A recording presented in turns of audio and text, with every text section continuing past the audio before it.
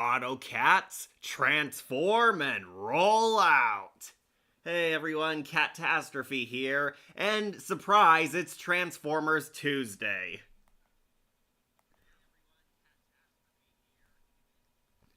It's Transformers Tuesday. We're going to be ranking the entire cast from Transformers Animated. This is my second favorite Transformers show, after Prime, of course.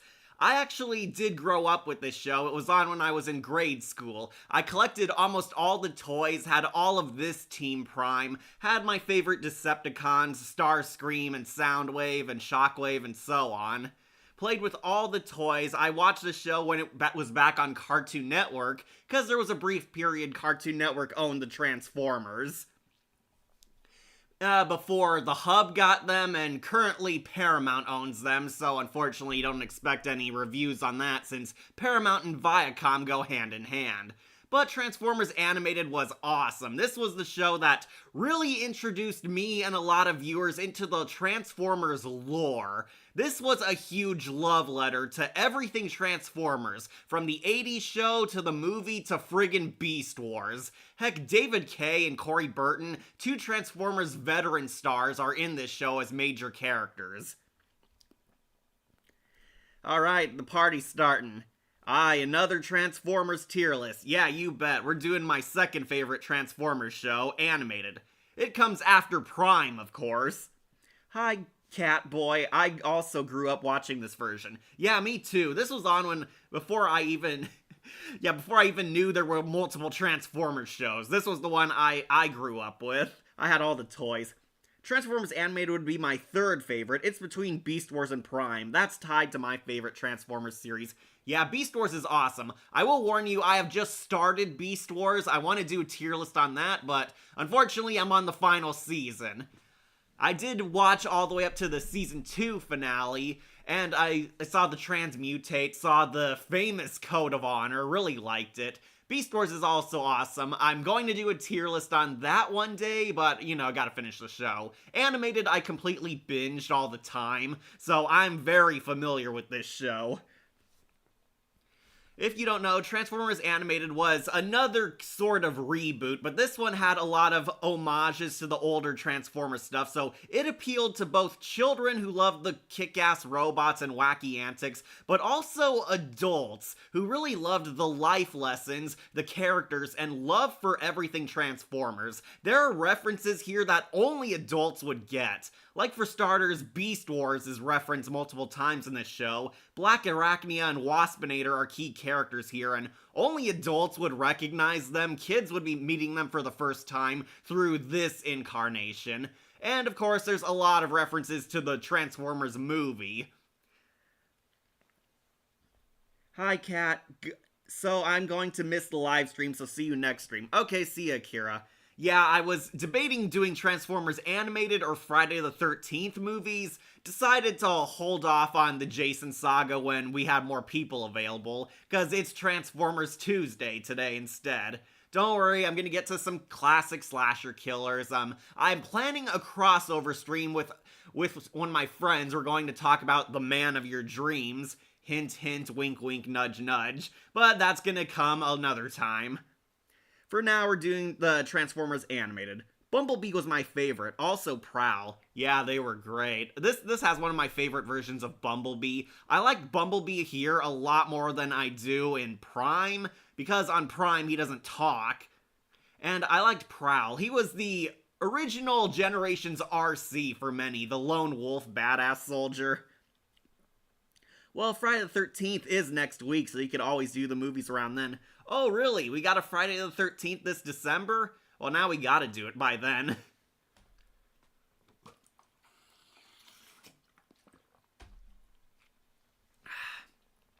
So yeah, this is Transformers Animated's time in the starlight.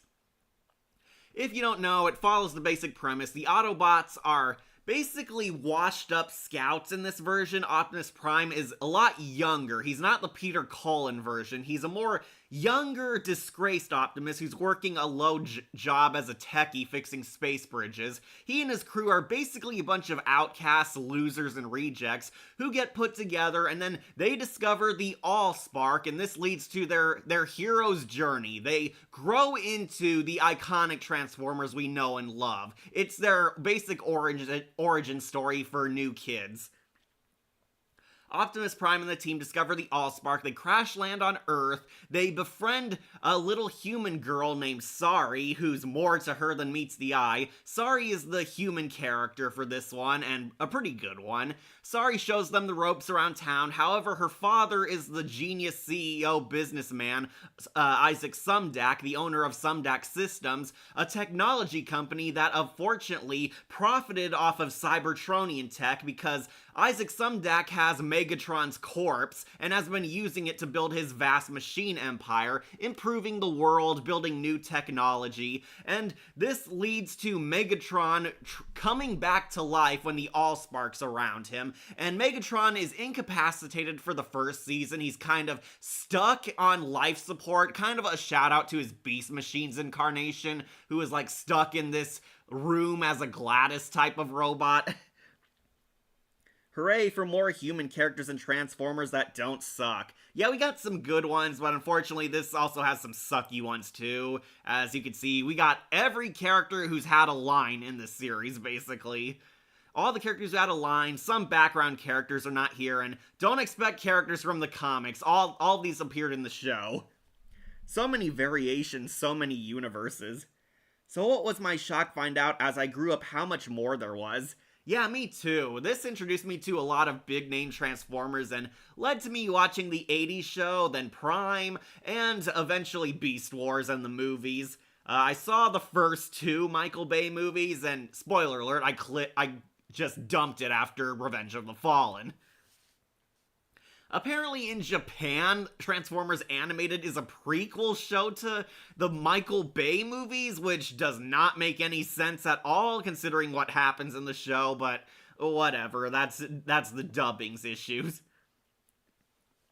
Glad Sari was a good human character. I loved her. Yeah, we should start ranking them since there's so many. We might start with the human characters first, but maybe the Autobots this time.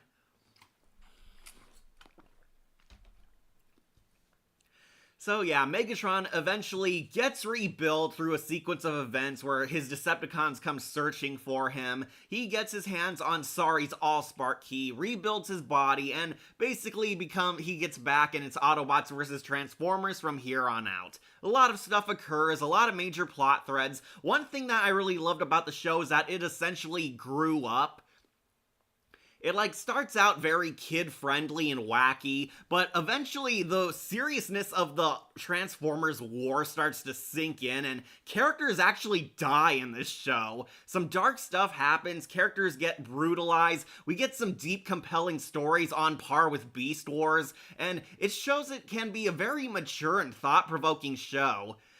That's what made Transformers so good. It didn't talk down to kids. It wasn't crap like Earthspark is, where they treat kids like stupid and talk about feelings and emotions, and basically just dumb robots punching each other. No, this was an actual war. They were troopers. They were trying to get adjusted to human society because most of the Autobots have PTSD in this show. USA was guilty as heck from this with many anime, but in Japan, many animated cartoons were also redubbed and reshaped for audiences. Yeah, that is true. This happens mostly in the West, but Japan sometimes does it too when they want to tie in something, or make a profit if this is connected to this franchise. Yeah, you know. So as you can see, Transformers Animated has a very huge cast and we better get rolling. So let's start with everyone's favorite characters, the humans. So we could warm up. First, let's do Sari Sumdac, who, I'm just gonna say it, I'm putting her in You've Got the Touch. Sari is awesome. But first let me explain the tier list since I forgot.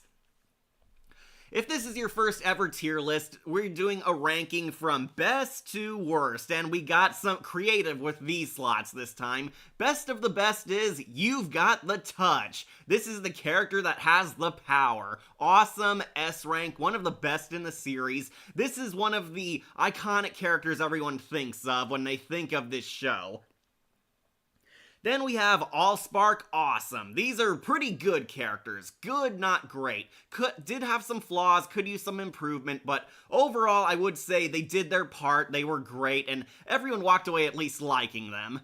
Then we have Basic Bot. If you didn't figure, this is average. They are the okay ones. They weren't that great enough to be higher, but they're also not bad enough to be rock bottom. Basic Bot is okay, mid, mediocre, average. Then, Need Sari's Key. These are characters who are weak. They had a spark of hope, but ultimately needed some improvement, and Sari's Key, which is basically the Allspark, could definitely fix that. And bottom is Stupid Glitch. These are the worst, and if you can't tell, these are gonna be characters that rank very high. So yeah. Sari is You've Got the Touch, the S rank. Sari Sumdak is great. She is one of the rare good human characters. And I think Miko from Prime was a very bad, butchered version of her. Sari is the exact opposite. Sari is basically the weird kid. She's a social outsider. Her dad is very protective of her and keeps her homeschooled, basically. Sari doesn't have any friends, despite being the rich daughter of Isaac Sumdak, who practically owns the town. She has no friends until the Autobots arrive, and she's very enthralled by them. She thinks the Autobots are super cool, are awesome. She wants to go on adventures with them, and she kind of relates to the Autobots because they're also outsiders and unaware, just like her. She kind of shows them the ropes of Earth. She's their human liaison, the one that connects with them, the human that shows them how humankind is worth protecting. And Sari's very precious, adorable, but she's also kind of a mischievous troublemaker. She's sassy, she makes sarcastic quips, she's very fun-loving, and occasionally causes problems for the Autobots, but also fixes them. She kind of grows up a bit and matures and starts taking the war seriously as the season gets along. Yep, S for Sari. I think this is one of Tara Strong's best roles. Tara Strong, who I'm sure you've never heard in anything ever, does a pretty good job on this show. Tara Strong is kind of all the female characters, but her main one is Sari, and she delivers a very good performance. Very cute, very mischievous, very fun. She's mostly best friends with Bumblebee, but as the show goes on, she starts opening up to the other bots a lot more. I do love her Halloween. She dresses as Optimus Prime, because Optimus becomes her hero by then. I remember coming into contact with a follow-up comic made by fans and also sort of approved by the crew, if I'm not mistaken. I think I still have it saved somewhere if you're interested. They basically combined lots of content that were never tackled because of the show's cancellation.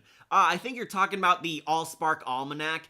That basically Transformers Animated was supposed to have a final 4th season, but it got abruptly canceled. There were a lot of plans, a lot of plot threads that they were going to finish off or build upon, and unfortunately Animated got cut short at 3 seasons. However, I'm very glad to say they had a good series finale. It didn't wrap up everything, but it offered the show a satisfying conclusion.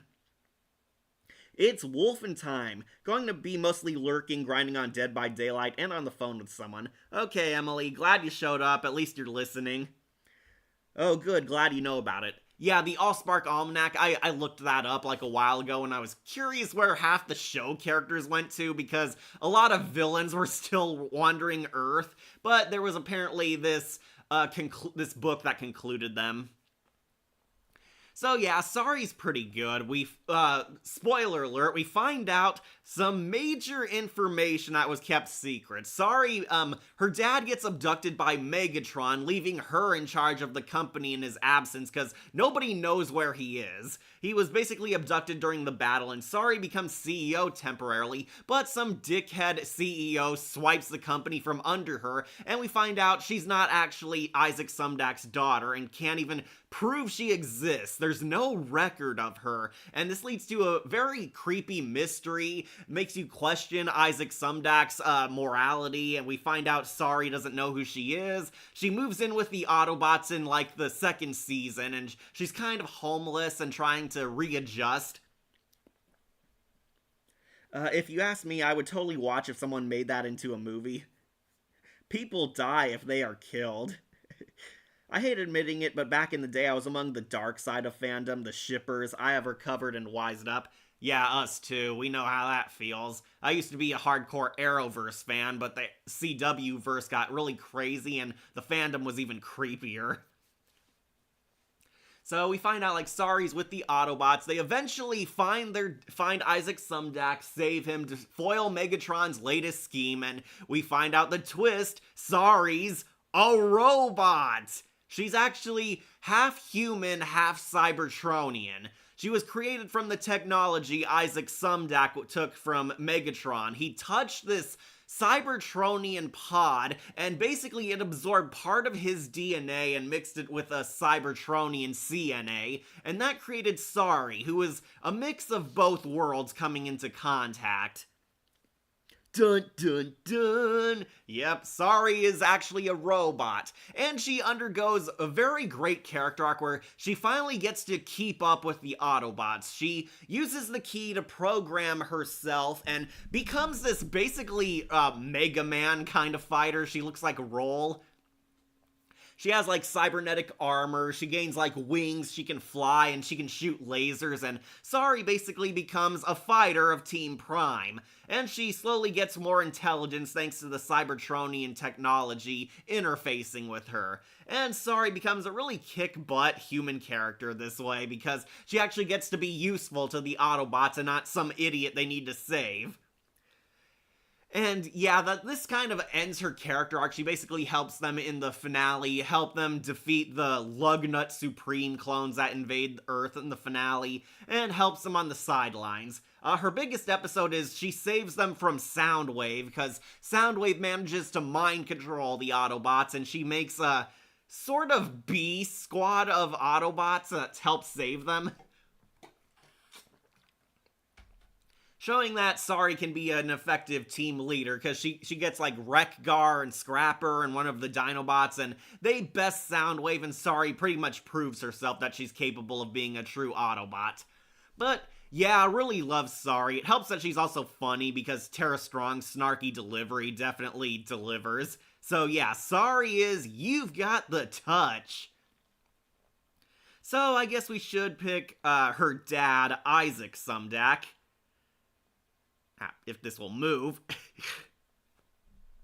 We'll put him on Allspark Awesome. Isaac Sumdak's pretty cool. He's a loving, caring dad. He's also pretty funny because he's a scatterbrained genius. He's kind of basically an Indian Doc Brown. He's like very slow, doesn't read people very well, doesn't get the room, but he's also a total genius, and he does truly care for Sari. Sari is his daughter. When she finds out she's a robot, she kind of splits away from him and doesn't trust him anymore, and he slowly earns her trust back. Human error. Yeah, that was the Soundwave two-parter. A techno-organic Cybertronian. Yeah, Protoforms made those. That was surely a surprise. That's one of my faves. And Wreck-Gar might be one of my favorite Weird Al voice characters. That's right, Weird Al is in this show. I am Wreck-Gar. I dare to be stupid. Right now, let's wrap up Isaac. Yeah, he's pretty awesome. He's not really this deep character, but he is one of the more fun human characters, and basically Sari's dad. He has more importance than Jack's mother does in Prime, because Isaac's actually helping the Autobots, trying to help them make contact with their planet, help them combat the Decepticons. He gets held hostage in Season 2 and put on the sidelines, but eventually gets saved, and he and Bulkhead sort of become work buddies as they're building a space bridge on Earth. And yeah, I think he's pretty awesome. He's definitely wins points because he's funny. And he's also a good character because he doesn't like his human coworkers who are corrupt, and eventually become villains because they want revenge against him, mostly. But yeah, Isaac's pretty awesome. Just need some water.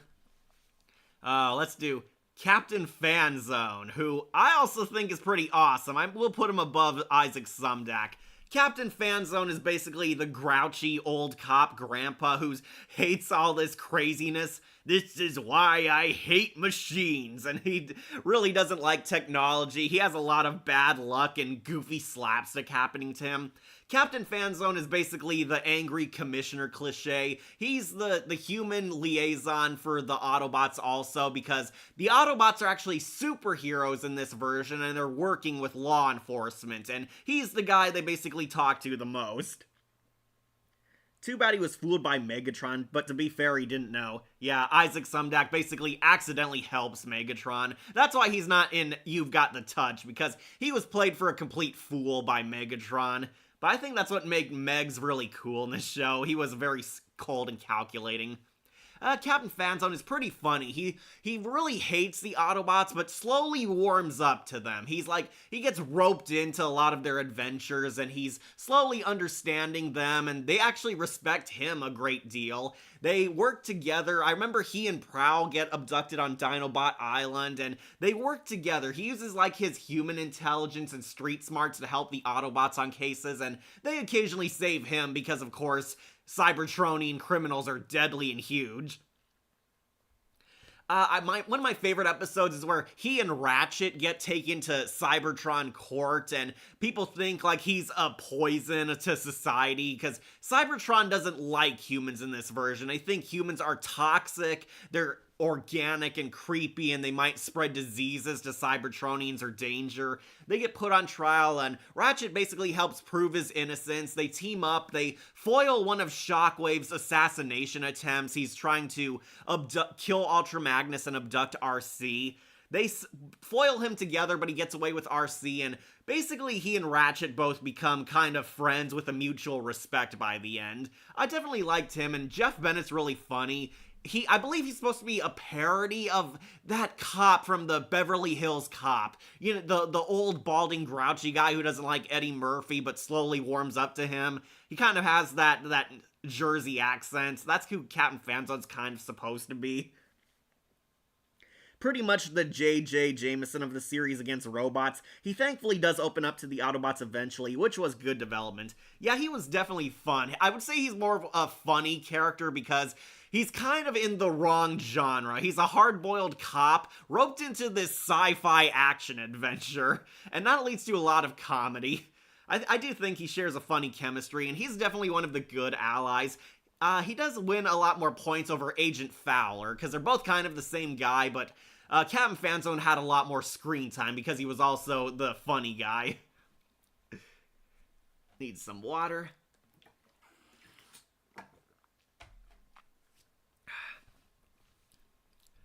Okay, so if you hadn't noticed, the Witwicky family makes it on here. We have Sparkplug, Spike and Daniel, and Carly.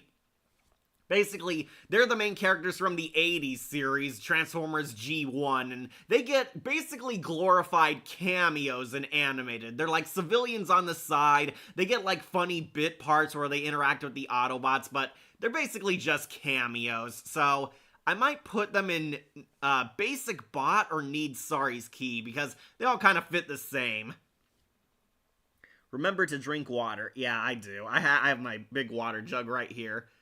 So, I'm considering putting the whole Witwicky family either in, Basic Bot or Need Sorry's Key, because they're just cameos. That is the thing. They're cameos for the old fans. They're like, oh, it's the main human protagonist from the old series. I might put them in Need Sorry's Key. I suspect they were going to have a bigger part. But yeah, you're just supposed to remember them from the old show. I might put Sparkplug a bit lower because he had less to do. Yeah, there they are. Sparkplug, Daniel, Spike, and Carly Witwicky. They're the old family from the Generation 1 cartoon. They have these cutesy, Stan Lee cameos. I do believe they got Corey Burton to voice Spike again, because he voiced Spike on the 80s show, and Corey Burton's a main star on this series. He's half the cast. He, Tara Strong, and Tom Kenny basically do everyone. So yeah, we'll put the Witwicky family on Need Sorry's Key. They definitely could have used a bit more, but they're just dumb fun cameos. Okay, so I guess we'll let's do Professor Princess, who's going to be our first stupid glitch. Professor Princess is one of the human villains, and basically it's Kath Soucie doing one of her annoying shrill girl voices. She's basically a bratty kid who uses her advanced mind and technology to attack toy stores and censor everything and complain about stupid boy stuff. She was definitely one of the dumb human villains that they kind of fought. For those who don't know, the first season in Transformers Animated, they fought a lot of human supervillains, because the Autobots were kind of superheroes in this show. They fought crime, and some of the human antagonists became supervillains to combat them, and Professor Princess was definitely annoying. Alright, just check. Oh, Porter C. Powell. I might put him in Basic Bot. He'll be our first Basic Bot. Porter C. Powell is the corrupt CEO working with Isaac Sumdac. He's basically a very shady businessman. He's hiding in the back in the first season, going against his boss Isaac Sumdac's orders. He's doing underhanded things and using the Cybertronian technology, trying to build weapons, making deals with these supervillain criminals. And as soon as Sumdac goes missing, he steals the company from Sorry. Yeah, many of the human villains weren't the best in this, but with some exceptions. Yeah, we'll get to some good ones, but I'm crossing off the bad ones. Porter C. Powell is basically a corrupt, douchey CEO. He has it out for Sorry, really. He doesn't want her anywhere near the company, and basically tries to oust the Sumdac family as fast as he can. And we find out he's doing dealings with the supervillains. He rehires the headmaster back. We'll get to Henry Masterson very soon. And I do think he works as a villain. He's a very basic, corrupt CEO. He also comes back in the human era selling Soundwave toys. He basically, he's also a comic relief because the Autobots and all the crazy antics humiliate him, or he suffers karma and slapstick. And this is why I like him a bit better than most, because he doesn't get away entirely unscathed with his evilness. Yeah, Isaac Sumdac thinks he's smug and arrogant and a total douchebag, but unlike Sentinel Prime, he actually suffers comeuppance. Like, his stolen tech gets returned completely destroyed, his business is in shambles. He doesn't come out completely on top, and he got attacked by Grimlock and his suit was ruined. And finally, satisfyingly in the Human Era 2-parter, after Soundwave uses his toys that he stole the blueprints of to sell and profit off of, his company goes completely under and bankrupt. He has to refund everyone, and he gets disgraced because people think he helped a terrorist Decepticon, since he sold them Soundwave toys, which Soundwave really hacked. And that backfires horribly on him, and he actually ends his villain tenure losing everything. Very satisfying, finally kicked him off his high horse. Definitely a cliche villain, but the guy playing him definitely has fun. He does this Don King impression. And very satisfying to see he's one of the human villains who actually loses.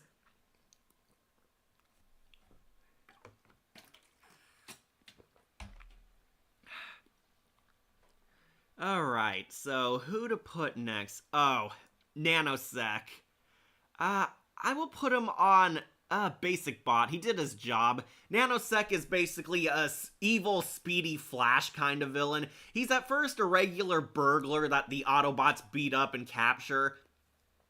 But Megatron, who's still on life support at this point, basically makes communication with this guy and gives him stolen Sumdac equipment to use super speed to help him with a delivery of some sort. He needs this nuclear energy kind of thing, which needs to be delivered to him in a quick second, otherwise the nuclear energy will go unstable and blow up. And he uses his flash speed to steal it, but the Autobots chase him, and Bumblebee tries using his own super speed upgrades to try and fight him. Basically, they fight him. Bumblebee stops relying on speed and starts using his brain to outsmart him, basically, and he ends up like the technology he's using that gives him super speed also has this terrible effect of rapidly aging you. Like, the faster you move, the faster you age, and he becomes like a shriveled up old man who can't even walk anymore and basically keels over, like, all exhausted and unable to do anything. Nanosec was fine, definitely would have been a perfect villain for Flash. Yeah, especially better than Godspeed and his god-awful costume. He gets captured, but then he's recruited for, like, a Legion of Doom, the SUV, Society of Ultimate Villains. Yeah, it was also a really weird episode, but it has one of my favorite villains who's a twist villain in the end. He's recruited for them, and he helps them until they were being conned by a Decepticon who was really their benefactor. And he gets beat up with them, and then they turn good briefly to help them defeat Swindle, the robot arms dealer, who basically conned them and used them to steal stuff he needed for his ultimate sales pitch for Megatron. He, like, turns good briefly, uses his powers to help, but then, surprise, the villains are still evil, then they betray the bots, only to get captured because they tried using Swindle to escape, who's deactivated in car mode, and he's completely out of power, and they all get arrested again. And that's the last time we ever see him. I think he's okay. He's voiced by this, I can't remember his name. He's voiced by this comedian with a famously slow and deadpan voice, and it's funny because he talks like all normal and droll despite being a quick-witted villain. He was fine. I'll put him on basic bot.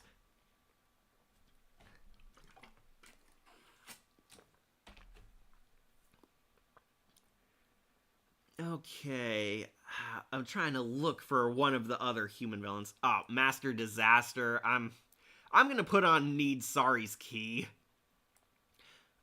Put him above Carly because he actually talked.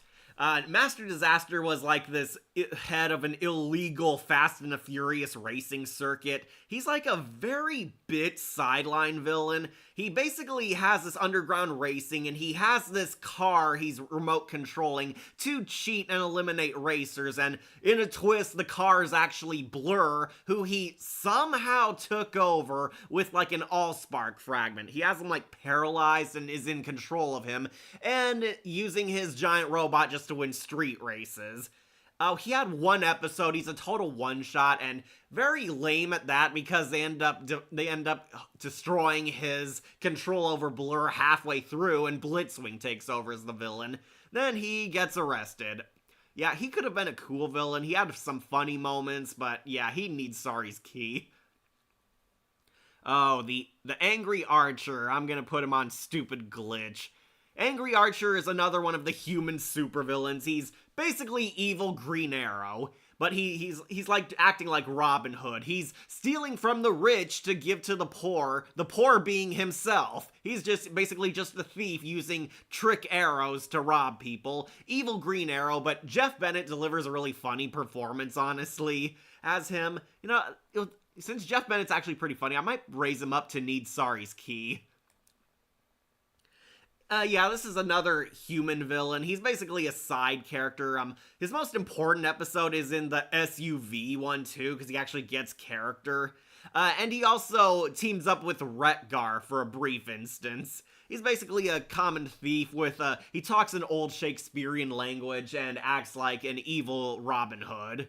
He was pretty funny, but he also gets captured in the SUV episode when they try to steal Swindle, but he's depowered.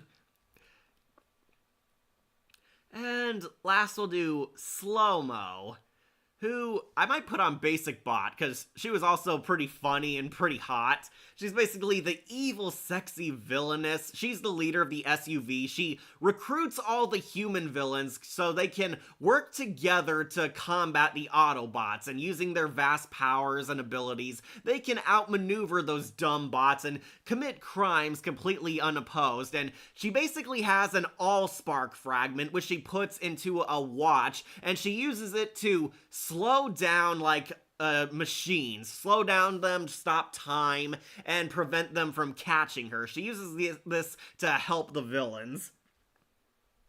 They gave her a very sexy, like, femme fatale kind of look, and Tara Strong is also her and talks like a 1920s flapper girl and talks very fast. Oh, I'm the big cheese, the head honcho, the mistress of evil.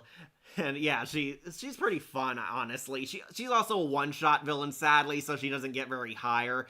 Her most important episode is when she's making the SUV team. She's kind of the de facto leader, and she talks and plans a lot more, which is why she's definitely above the other villains, because she's the ringleader. She gets, like, shipped with Nanosec because, haha, she's the slow one, he's the fast one, and yeah, they're both about speeds. Unfortunately, she also gets depowered when it turns out that the SUV's benefactor is Swindle, the robot arms dealer, this evil Billy Mays robot who's a salesman. He tricks them into making an ultimate weapon for him, and he steals her Allspark fragment to power it, and unfortunately this renders her powerless. She becomes like the token normal one on the group and doesn't have any abilities after that. And, again, with everyone, they try to steal Swindle when he's in car mode, but he's also depowered and she's arrested, only to be never seen again. Yeah, she's okay. I wanted to like her more, but the human villains kind of abruptly stopped when Megatron took over.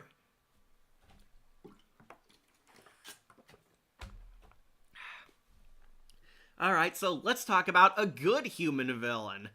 Prometheus Black, aka Meltdown, who I might put in You've Got the Touch. This is the best human villain in Transformers animated.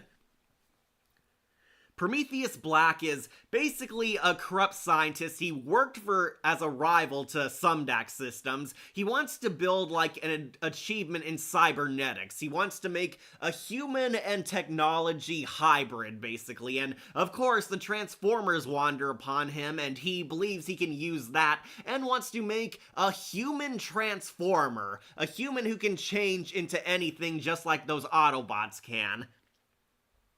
Ah, yes, Meltdown was awesome. He's also voiced by Peter Stormare, who you should recognize as the best devil from Constantine, and the crazy guy on Fargo, among other things. Peter Stormare is pretty awesome, and this is a very creepy villain. He starts out as a joke at first. He's doing underground fighting rings to prove his technology is superior to full machines. Unfortunately, this goes wrong, and he gets humiliated and bankrupt completely because of all the criminal damages.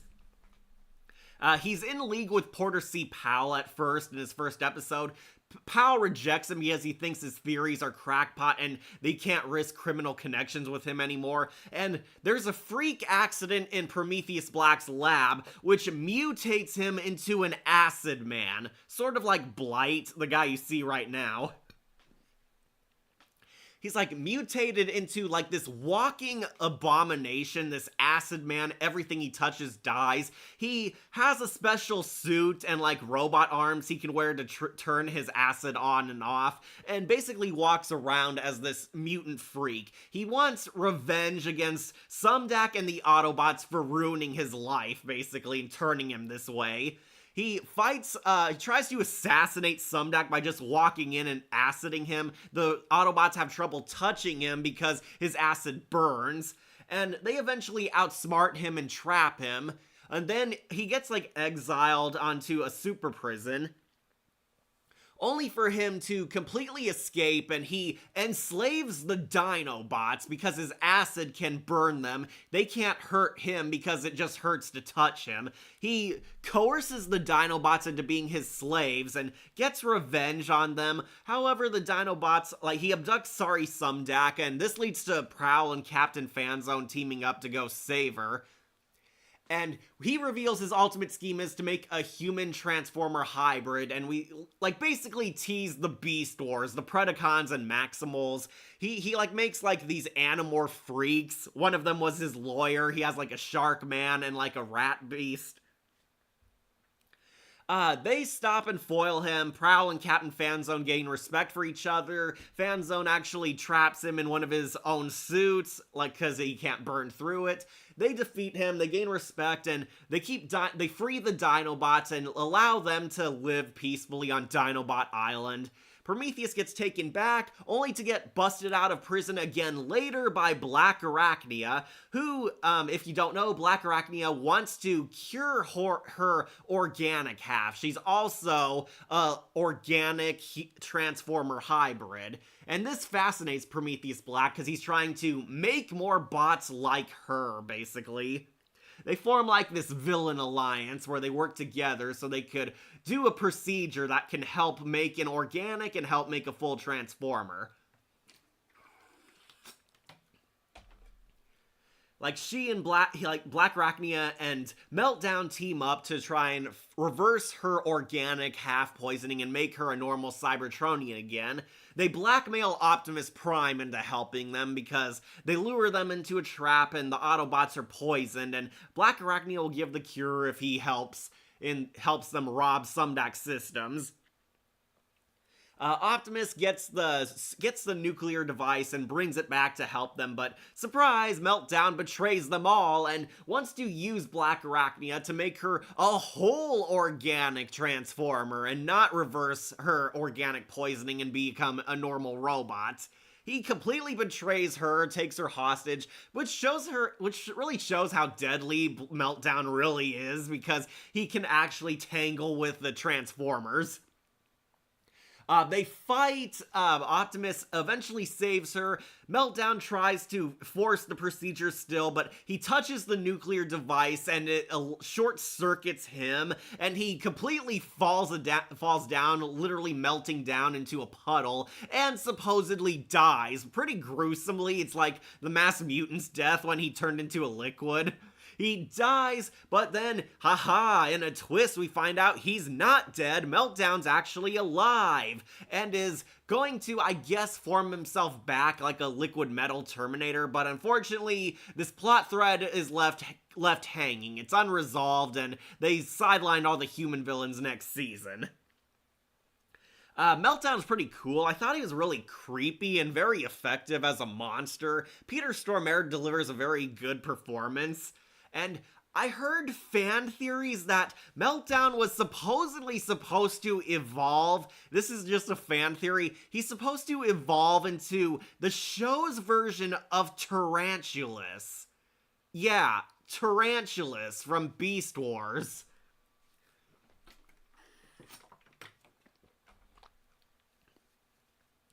Like, they implied he was going to use the information he collected on Black Arachnia to help rebuild himself and put his acid into it, and he was going to become a venomous version of Tarantulas, especially because fans also noted he has a lot of personality traits similar to the evil Spider-Man.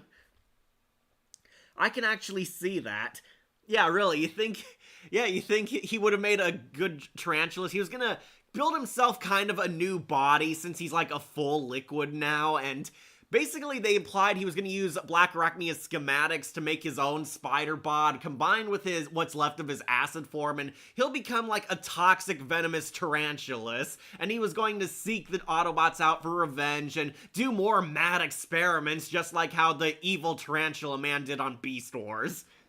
I thought that was pretty cool, and plus, Peter Stormare as Tarantulas has a lot of a nice ring to it. Yeah, apparently, there were fan rumors that he was going to become Tarantulas, which, probably would have been cool. Meltdown as a whole, though, was a pretty cool human villain. I definitely liked him. As for his minion, Colossus Rhodes, I might put on Basic Bot. This guy's pretty much just Bane. He is a half-human, half-machine cyborg hybrid. He appears as this, very frail old man at first, and then he has this technology that gives him a venom boost. It's on his back. He's powered and juiced up, and he turns into Bane. He's basically Meltdown's loyal minion, a very assistant, and rumor has it that they were gonna reforge him into Rampage, because Rampage was also built as a weapon, and he was going to use his Cybertron schematics to turn him into a Predacon with him. Yeah, he was pretty much a funny villain total meathead. He has it out for Bumblebee because he called him small, then he turns into a Bane, a very hulking abomination. I'm not sure if I buy the rumor that he was going to be the version of Rampage, like he and Prometheus Black were going to become the iconic Predacon duo. But yeah, he is a pretty funny villain. Not too much to him, because as he's just the right-hand man, he's basically the villain doing Meltdown's bidding for him. Meltdown was clearly the one who had more character and persona. Alright, are we running low on human characters yet? I think there's like 2 more. Oh, how could I forget? The Headmaster, Henry Masterson, the builder of the hacking headbots. Headmaster is honestly one of the funniest human villains, and I actually find him very entertaining. This guy is voiced by Control Freak from Teen Titans, or Teen Titans Go if you're a younger viewer. And he pretty much plays the exact same character. He's kind of this scatterbrained, unstable, mad scientist who loves using his headmaster units to build weapons and hack into things and destroy things with the robot bodies he steals. Headmaster, I honestly might put into You've Got the Touch. I just find him so entertaining. He talks in like total like outdated gamer lingo, but that's what makes him funny. Like, I'm gonna totally own you, noob. I am so elite. And it's dated as heck, but pretty funny. For those of you who don't know, Headmaster is a shout out to the old Transformers Headmaster era.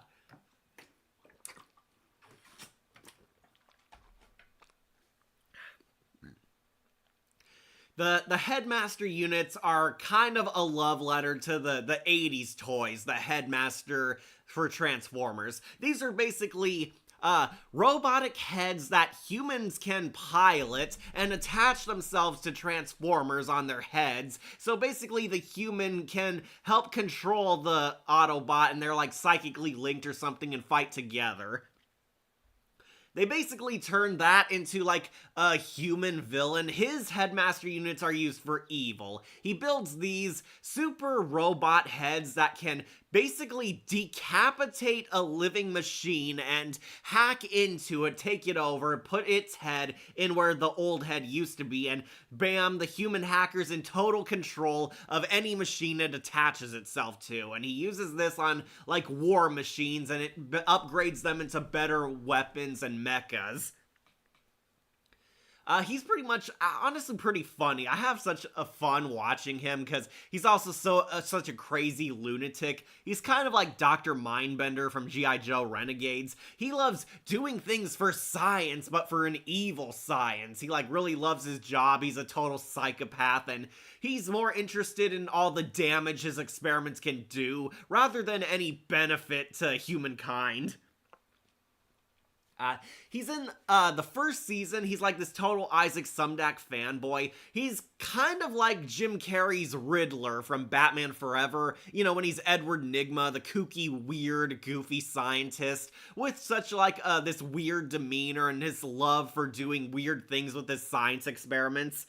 Yeah, he's kind of like Jim Carrey's Riddler. He wanted to impress Isaac Sumdac, but during one of his showing off his experiment, he accidentally launches missiles into the city, which get him fired, surprise, surprise, and then the Autobots save the day. Headmaster, pissed off, wants revenge for Isaac Sumdac not seeing his vision, and he basically gets the idea to take over one of the Transformers, of course, and he steals Bulkhead's body. Was about to say, definitely has a Jim Carrey's Riddler vibe. Yeah, that gave me the vibe too. He's kind of like Edward Nygma from Batman Forever.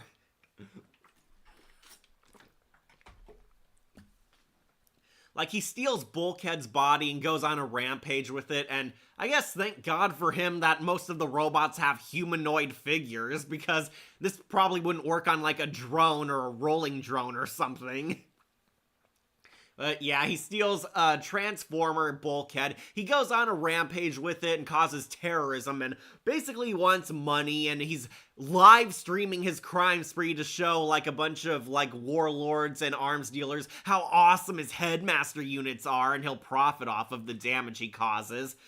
Bulkhead undergoes kind of a character arc in this because he gets like his head decapitated, and don't worry, Transformers don't die like us normal humans. He's still alive, but without a body. He's just a useless head, and Bulkhead has an identity crisis, questioning his place on the team because he's now useless. Headmaster goes on a rampage, and Bulkhead eventually uses his wits to outsmart him, and the Autobots work together with him and basically trick him, decapitate his Headmaster unit, and get his body back. Headmaster is thrown in prison until Porter C. Powell here decides to grant him, like, pay his bail and grant him a full pardon, and hires him as his right-hand man for Sumdac Systems, and he basically gets like diplomatic immunity and is working for Porter C. Powell completely in his pocket and doing the villain things for him. He's like his total devout second in command and yes man for the Sumdac Systems. And basically, in return, he's benefiting the Headmaster's crimes. Headmaster wants revenge on the Autobots for sending him to prison, and he decides to steal a new Elite Guard Autobot body, and basically why he's getting S rank. He gives comeuppance to one of the worst characters, Sentinel Prime. Sorry, I need some water.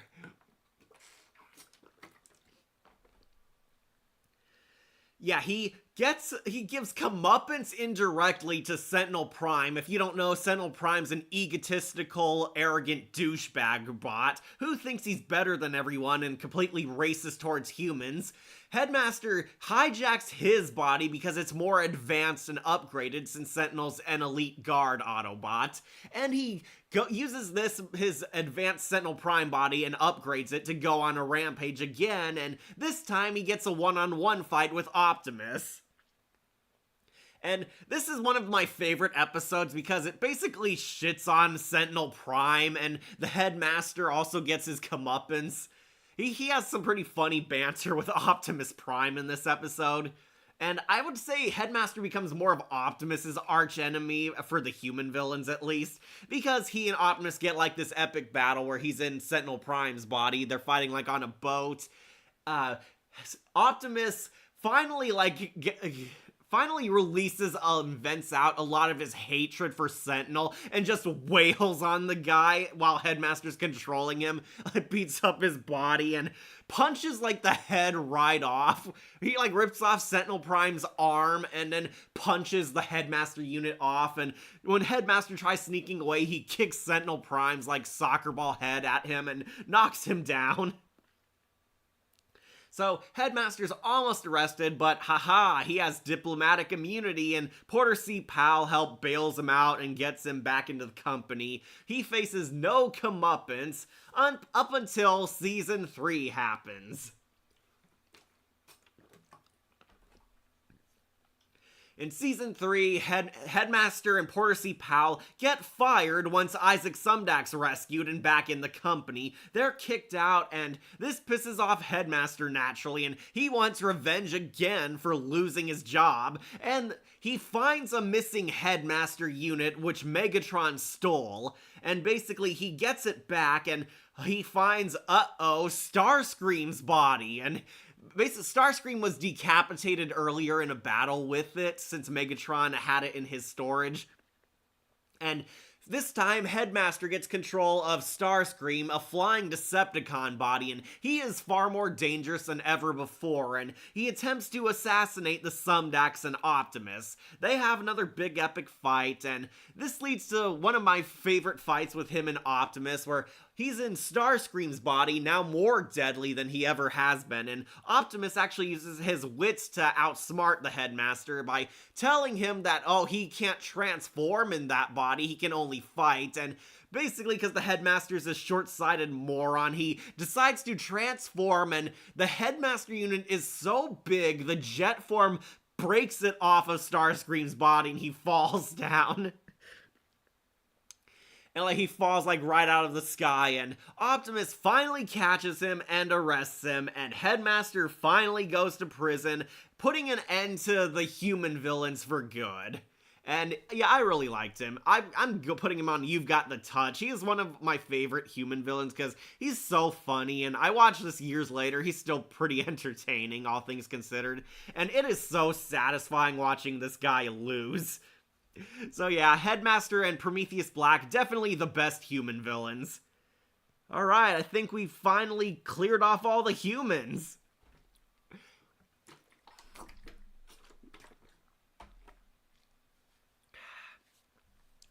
Alright, so last time we did all the Autobots for Prime, so let's do the Decepticons. Alright, finally got the parts you guys want to see. So where is Megatron? Sorry, so many characters here. Oh, there he is. Megatron. Who I'm putting in You've Got the Touch. This is one of the best incarnations of Megatron ever. He is right up there next to Frank Welker's Transformers Prime incarnation. I love Corey Burton's performance as Megatron. This is not so much the brutish gladiator, but this Megatron is more cold, calculating, a total chess master. He's much better at being a schemer and uses his wits a lot to outsmart people. Megatron goes from basically being the Cybertron Hitler to being more the Cybertron Osama bin Laden. Yeah, he's more of a mythical kind of boogeyman kind of bad guy in this show. At this point, the Great War for Cybertron's over. The Autobots have won, but the Decepticons still exist, and they exist in like splinter cells and fractions of groups hiding among the cosmos. Megatron is treated more like a myth. He like vanished long ago, but we find out, no, he's still out here with a lot of Decepticons still worshipping him, but he's been in hiding. Megatron, in the first season, he gets taken out very early. Megatron attacks the Autobots when they find the Allspark, and he believes he can use this finally on his conquest. He fights the Autobots solo, but haha, Starscream pulled a betrayal and planted a bomb on him, and which busted him up pretty badly, and then the Autobots fight him. They crash land on Earth, and Megatron, like, supposedly dies, being kicked off the ship and burning up in the atmosphere, but we find out, oh no, Isaac Sumdac actually found him and used his Cybertronian tech to make himself this billion-dollar machine company. Very underrated Megatron. Frank and David have been known for the best Megatrons, but Corey's portrayal is also great, and I love this version a lot. Yeah, me too. Same page, Shadow Link. This is a very cool Megatron. He is a lot more scary and crafty in this version. Megatron in the first season is basically put on life support. We find out like his severed head and a few of his body parts are kept in Sumdac's laboratory. He's still being used, and he comes back online after the Allspark is detected. And he's kind of this creepy, decapitated head with parts of his face missing. It is pretty gruesome and creepy. And Corey Burton delivers like a very cold, raspy voice as him. He tricks Isaac Sumdac by pretending he's an Autobot. He's one of the friends of Optimus Prime, and he wants him to help rebuild him a new body. He keeps himself secret by telling him he can't let the Autobots see him in this poor shape. He would much rather have help, and Isaac Sumdac could redeem himself if he rebuilt their friend, since Sumdac was afraid that they would hate him since he used a Cybertronian corpse to build his vast empire. And this is a very smart Megatron, which is why I really liked him in the first season. He uses Sumdac to help him build a new body. Eventually, his decapitated corpse is uncovered. It was taken control by, like, space barnacles and turned into a zombie-con. They eventually destroy the barnacles, and Isaac Sumdac brings it back. However, Megatron's been working in secret behind the shadows. He's gotten back in touch with his Decepticons. Some of them came here to Earth in search of the Allspark, and others came here in search of him as they detected his life sign. We meet the fan favorite henchmen Lugnut and Blitzwing, and basically he contacts Lugnut, tells him he's here, and uses him to help him rebuild his body. And they steal Sari's Allspark key and rebuild Megatron where he snaps back, and Megatron is completely back and more dangerous than ever. He gets an Earth form. This version he turns into like this military helicopter with his big laser cannon. He gets into a lot of fights with the Autobots, evil villain schemes. He planned to build his, own space bridge, and we see this Megatron is a lot more manipulative. He has a lot of contacts. He can play people well, convince others to help him. He tricks the Constructicons into helping him build the space bridge. When the space bridge goes wrong, he gets stranded in space, and he and Starscream are forced to work together again. He tricks Omega Supreme into taking him quote-unquote prisoner, but he's really free to roam, and he's using him. Then he, as soon as the Autobots keep fighting him, he very slowly morphs into Optimus's archenemy by the end. He doesn't respect Optimus in this version until Optimus thwarts his schemes for the last time. His ultimate villain goal is he creates the Lugnut Supremes, giant mechas based on Omega Supreme schematics, and with Lugnut's brain attached to them, so he could control loyal giant minions. He decides that he doesn't want Cybertron anymore. He wants to conquer Earth and seeks revenge on it for imprisoning him. But the Autobots, of course, fight back. They outsmart him, they defeat him, and Optimus finally gives him the brutal beatdown.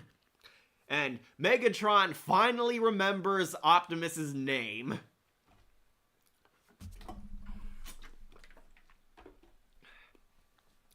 So, yeah, this is a very great Megatron. I think he deserves a lot more love. He is up there next to David Kaye and Frank Welker. This was a very underrated Megs. He was very smart, crafty, and very dangerous. I love him. You put him on You've Got the Touch for sure.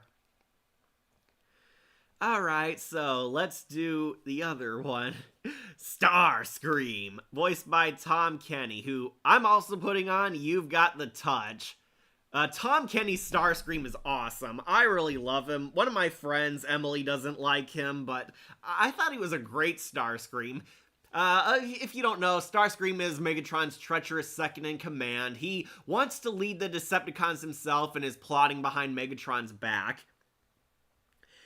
In an interesting decision for this show, however, he betrays Megatron very early on and tries to hijack control in the first season of the Decepticons while Megatron is MIA. We see this Starscream is a lot more dangerous, a lot more deadlier, and he is twice the size of the Autobots. The Decepticons are treated as huge Goliaths because they transform into jets and super Harrier carriers and flying vehicles. When Megatron comes back, the first thing he does is kill Starscream, but Starscream actually survived because an Allspark fragment, which was dispersed, accidentally fell onto him and is fused to his head, and he snaps back to life. He doesn't have a spark in his heart anymore, it's now in his brain, and this basically creates an immortal Starscream. He can't die so long as he has this Allspark fragment inside of him. And this leads to the funny montage where he keeps trying to kill Megatron, only for Megatron to outsmart him and beat him and kill him 50 times. Tom Kenny's Starscream is definitely the most hilarious and dangerous of all the Starscreams we got. Yeah, love this Starscream. I had the toy of this guy and also had some of his clones. This is a very fun Starscream. Tom Kenny kind of does an impression of the late Chris Latta from the 80s show. He has the high-pitched shrill voice, but a bit more toned down so it's not as shrill. They do give him the Starscream's traditional look too, because he has his colors and his format. Really loved him. I loved his jet form a lot. I mostly kept him in his jet form when I had the toy because it looks so cool. he turns into a military jet, if you're wondering. And this Starscream is like one of the few that actually goes rogue and kind of stays that way. As soon as Megatron like kills him over and over again and flushes his corpse down, Starscream decides he's going solo, and he's more obsessed with killing Megatron than actually killing the Autobots. I never had the toys, but I did saw them a lot. Yeah, the Starscream toys are now more expensive because now they're more rare. Yeah, one thing I actually find interesting, Starscream, despite being a villain, he doesn't really consider the Autobots his arch-enemies. He's more obsessed with killing Megatron. He wants to defeat Megatron and get revenge on him. However, the Autobots are like just a nuisance in his way that he sometimes fights and shoots at. I got the Transformer toys around the RID 2015 era. Oh, was that the Rise of the Dinobots?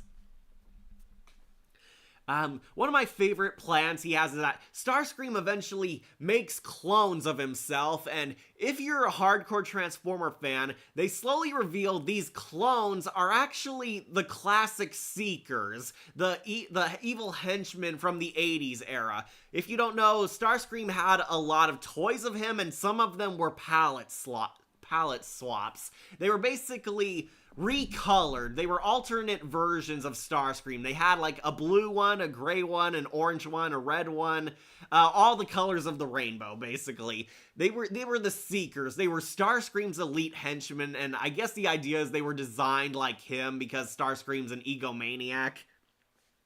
And the clones were at first like, they have like split personalities of him. They have Starscream's emotions all in like one bot, basically. Like one's a liar, one's his cowardice, one is his treachery, and one's his ego, and so on. I really loved that, and that basically helped elevate Tom Kenny's performance even further because he was acting as himself. The Seekers start out as basically just knockoffs of him, but slowly evolve into their own character, and Starscream makes the Seekers his own personal loyal henchmen. They attack Megatron, and of course, like when things go wrong, he gets beheaded by a headmaster unit and they're stolen, and the Seekers completely betray him and choose Megatron because he's not a loser. I bet a certain fallen cat empire had some inspirations to seek. Yeah, if you don't know, the Cat Council shared similarities to certain characters from Transformers Animated. We'll get to them. But Starscream's pretty cool.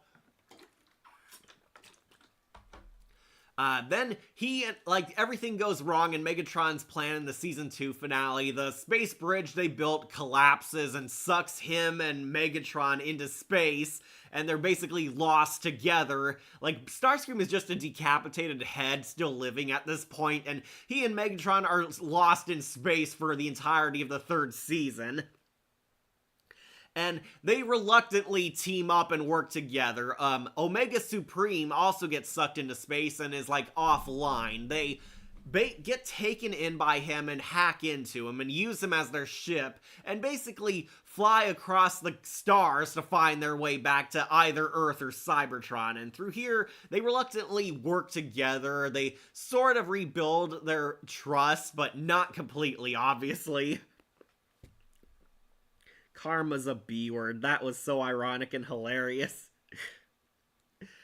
Yeah, Starscream eventually gets his body back. He had all these clones lying around his old base. They make it back to Earth first, and he uses his technology to basically give him a body back. But then, surprise, Megatron predicted this and completely betrayed him. And he steals the Lugnut Supremes for himself and was just using Starscream's clone technology to build his super weapons. So which part of me did you come from? Don't ask. Love Slipstreamed. We'll get to her. Starscream rebuilds himself. He's like not too damaged, and he hijacks the Lugnut Supremes and uses them as suicide bombers to blow up Megatron and the Earth. The Autobots now have to fight with these two threats. Starscream comes back, but Prowl uses his ninja meditation to summon the Allspark back, to use its power to prevent the fatal explosion, and Starscream unfortunately gets dragged in, and the Allspark fragment from his head gets completely ripped out of him and taken by the Allspark summoning jutsu, and Starscream dies. He turns gray and falls out of the air, and that is the end of the treacherous Decepticon. However, if you read the almanac, and there's apparently a deleted scene you can find on YouTube where Starscream was actually supposed to come back. He wasn't dead. He comes back in the 4th season.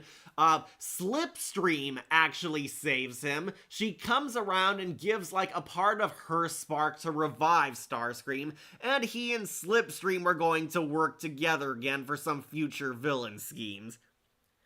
Oh, the sadness from this. Prowl was a loss I was not expecting. Yeah, Prowl, if you don't know, sacrifices himself. We'll get to that. But Starscream was also one of the major deaths in the finale. And Starscream died, but there's a deleted scene where apparently he gets revived by Slipstream, as I said.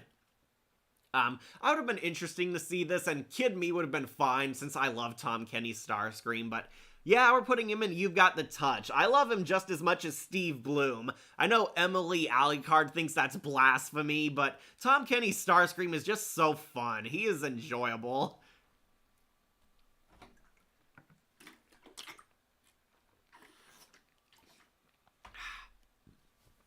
Alright, so let's get to the other fun Decepticon, Blitzwing. And we have all 3 of his personalities.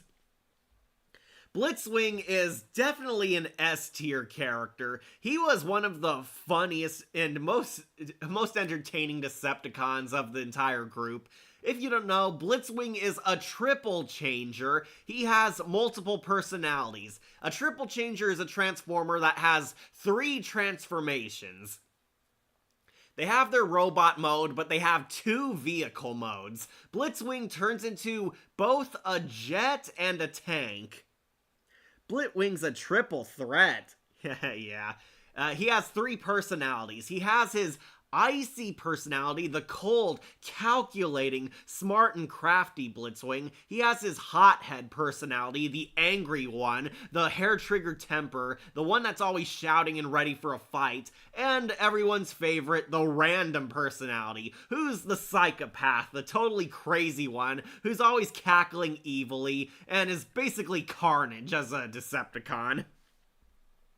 Blitzwing always gave a laugh from me with his 3 personas, yeah. Basically, all 3 of these personas are completely different personalities in this robot, and they always change their face, kind of like Manny Faces does, where they're always switching who's in control of the body, and they're always kind of bantering with each other. Like, I remember, like, he had a lot of the funniest lines in this series. Like, I can't control my body, as if I ever could. They're always so funny, especially because his randomness always pops up from time to time. I really like this character. He's just very entertaining. He was definitely the comic relief villain, but he also had his very threatening moments too. I'm not sure if I should count all the personalities as one, or if I should space them out a bit. Because there's one I do have a bit mixed feelings on, but Blitzwing is pretty fun. He was one of the best characters. If Transformers Prime had Knockout as one of the best new additions, Transformers Animated had Blitzwing as one of the best new additions for the villain henchman. Yeah, I know he's in the 80s cartoon, but he was kind of just a stupid brute in that show. I will put the icy personality definitely goes in You've Got the Touch. I like this one because very creepy. He's like basically a Nazi kind of scientist. People said it's supposed to be like Colonel Klink from Hogan's Heroes, which, yeah, I can see. I thought this one worked good because I always really liked his creepy and cold calculating one. Random definitely is going in You've Got the Touch too. I will put him ahead of Icy. Random is the funny one. He's basically Carnage. He's unstable. He's the one that's always cackling evilly. The most sadistic one of the personalities, too. And he's the one that comes up with the funny one-liners. And then there's Hothead. This is one of my least favorites. He's basically Arnold Schwarzenegger. He's always shouting in a thick Austrian accent, always pissed off. I will put him in You've Got the Touch, but he'll go below Headmaster. This is one of the weaker ones because he's basically the tough guy of the group, and as a Transformers fan, I always see the tough guy character so often that it is very hard to impress me with a new one that comes by. I definitely prefer his other two much higher than him. But yeah, who doesn't love Blitzwing? He is definitely one of the fun Decepticon villains. Really entertaining. He's always good for a laugh. I really liked him. Very disappointed. He's kind of taken out abruptly though in the final season. Blitzwing basically does a lot of the villain schemes. He's sometimes the main Decepticon threat if he's tasked by Megatron. He does a lot of the bidding for Megatron, communicates with him. In Season 3, after the Decepticons lose Megatron on Earth, they all go kind of undercover. He gets arrested by Sentinel Prime, really locked down. And he's taken prisoner, and they're transporting them back to Cybertron. However, things go wrong, and the Decepticon prisoners escape, where Blitzwing is one of the leaders among the breakout. He and Lugnut kind of take over the ship, but then they make contact. Sentinel calls in Optimus as reinforcements so they can take back the ship. They have a big epic fight. It's kind of Die Hard in space. Eventually, Optimus forms a clever plan to outsmart them. They pretend that they get captured, and Blitzwing wants to put them on ice. They put them in like a chamber that's supposed to flash freeze them and store them in cryogenic cells. However, Optimus pulled a Superman 2 and reversed the process, and everyone inside the chamber is safe, and everyone else outside gets frozen, and unfortunately, Blitzwing and two of the Starscream clones get tricked and frozen. Sentinel. Yeah, got a lot to unpack there. Blitzwing is flash frozen, and he's unfortunately taken prisoner by the end of the third season, and he's not in the finale, which sucks because he was definitely one I really liked. He's taken out halfway through season 3. And basically it ends with him going to Cybertron jail. He probably was gonna break out with Megatron in the unplanned season 4, but whatever. I'm fine with the ending. Yeah, Blitzwing basically ends up captured, but he went down as one of the best characters of the show. I will put all three personalities in You've Got the Touch.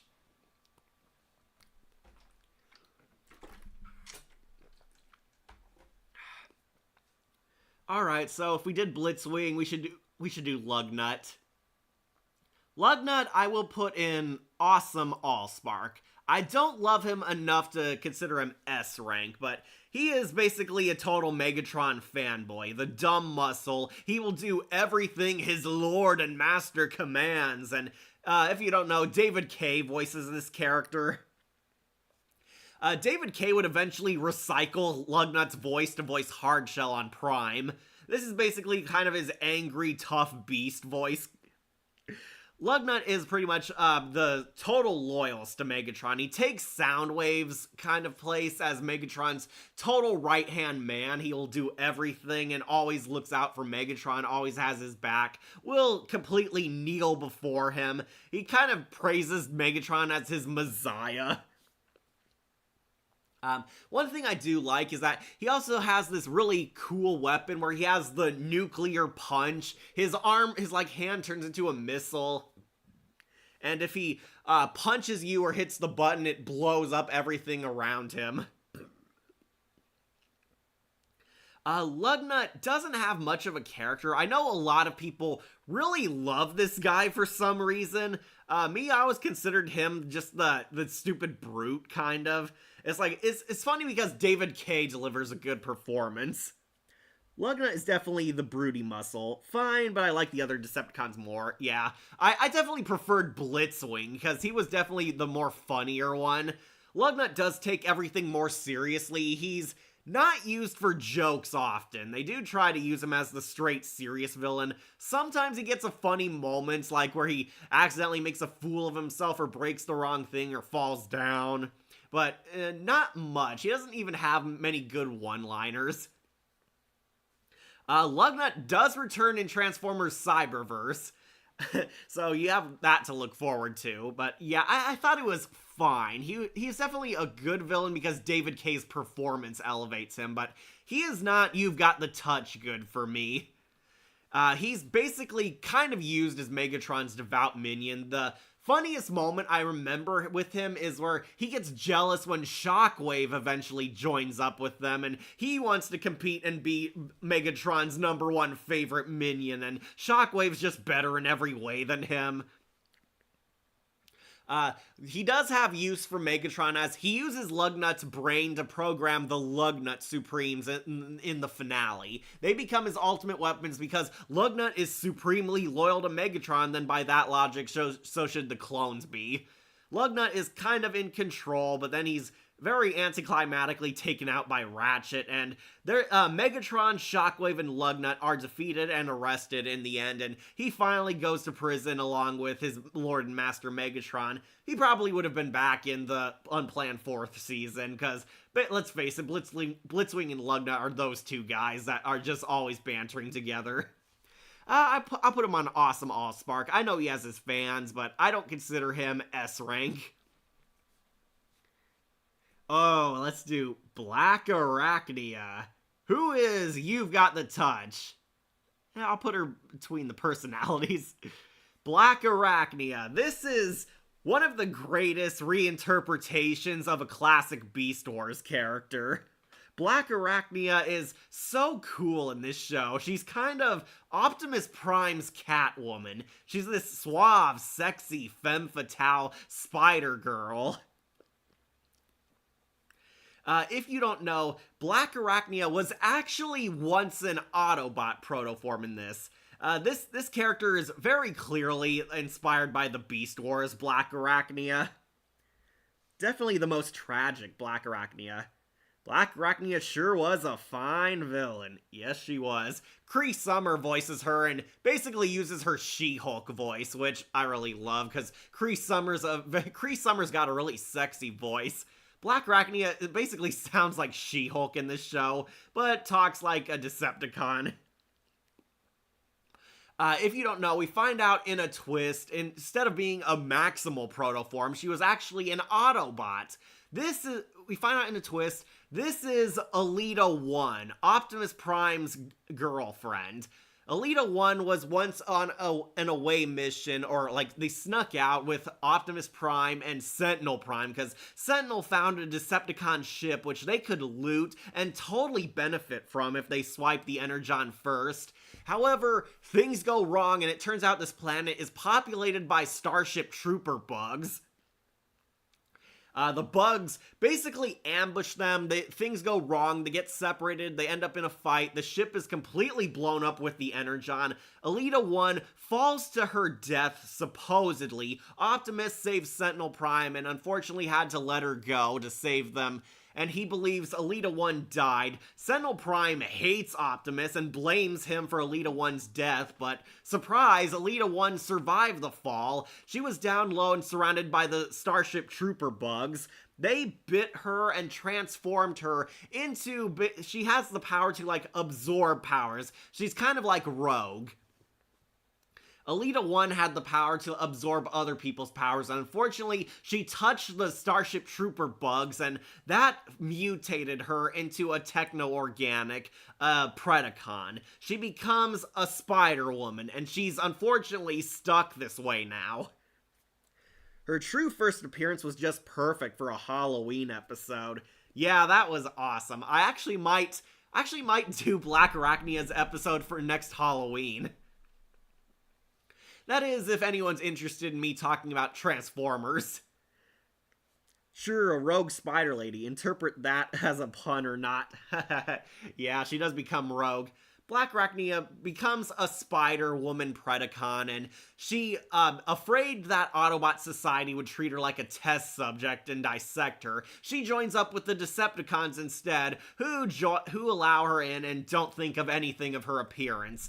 So she allied with the Decepticons and is basically using them to try and fund research to help turn herself back. Black Arachnia basically became a freak of nature, and she hates herself, she hates the way she looks, she hates being a techno-organic, she hates being half machine, half insect, and is trying to get the ability to reverse her terrible mutation and become Elita 1 again. However, she stoops to underhanded, villainous endeavors just to do that. And as Shadowlink said, she shows up in the first Halloween episode. Sari and the Autobots are going trick-or-treating, and she transforms into a spider to fool people. Yeah, if it isn't obvious, she turns into a spider. She, stalks Sari and ambushes them, steals Bumblebee and Bulkhead's powers, and wants the Allspark key because she believes Allspark has the power to fix her and reverse the process. For those of you who don't know, the Allspark has the power to do anything in Transformers.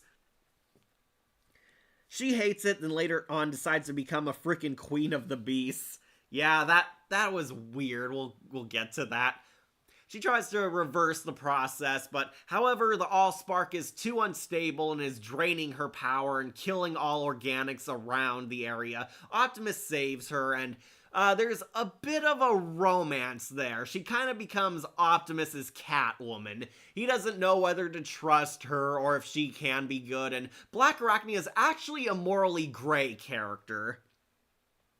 Because we do see she does care a bit deep down. She still has feelings for Optimus. Of course, they added a love triangle because Elita 1 was originally Sentinel Prime's girlfriend. However, you could clearly tell she had feelings for Optimus, and she was kind of losing interest in Sentinel because Sentinel Prime's a dick. She liked Optimus more, and there was kind of a tragic romance there because she wished she could be with him. Unfortunately, Optimus losing her in the accident led to some trust issues. Optimus wants to save her. Yeah, she sure is Catwoman to Optimus's Batman. Also, Sari's Optimus suit is so adorable. Yeah, I loved that. That was so cute. I am Optimus Prime, and I'm afraid of Halloween decorations. I do not sound like that. Yeah, that was cute. She basically can hurt people with her insect bites. She infects Optimus and steals her powers because she still has her rogue powers. She absorb Bumblebee's stingers, Bulkhead's strength, and Optimus's grappling hook ability. She flees and plays like the Catwoman to Optimus. She just wants to become normal, and we find out she hates being evil. She doesn't want to be this way. However, over the course, she slowly, accepts it. As I said, she teams up with Prometheus Black to help make her normal, but then he betrays her, and Optimus still saves her despite being the villain. She poisoned his fellow Autobot friends to blackmail him into serving them. However, when Optimus saves her life, she does give the antidote back, showing that there's, a spark of good still in there. As Silverbolt would say, you are good deep down beneath this evil. Yeah, she does repay back the Autobots for saving her life and goes back, and they're teasing a redemption arc in the future, which unfortunately we're never gonna get because the show is canceled. Then, in her final appearance, Black Arachnia decides to abduct Wasp. Yeah, spoilers who this guy is. She seduces the Dinobots into helping her because the Dinobots find her hot because she's basically Decepticon Catwoman. The Dinobots are totally seduced by her. Grimlock turns into a simp for Black Arachnia. They abduct Wasp for her, and she mutates Wasp into dun dun dun Waspinator. I hate cancellations, but not more than unsatisfactory cliffhangers. Yeah, fortunately, Animated did dodge the cliffhanger aspect. They did have a satisfying finale, but unfortunately, they also had plans for an even bigger one.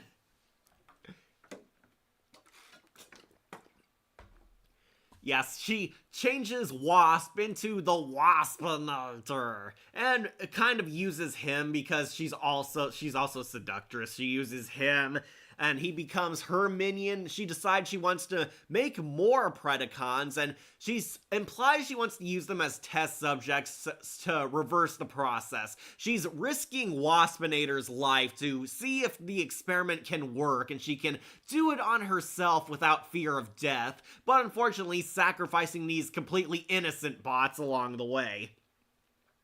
Waspinator learns that she was using him, then he fights her, but then during a fight, big shock Beast Wars fans, Waspinator's about to blow up. Difference is this Waspinator is more scary than comedic like in Beast Wars. Yeah, I agree. This Waspinator is so cool. We'll get to him. But yeah, Waspinator is about to blow up and Black Arachnia supposedly sacrifices herself to teleport the explosion away with herself and Waspinator. And there's kind of two fan theories about this.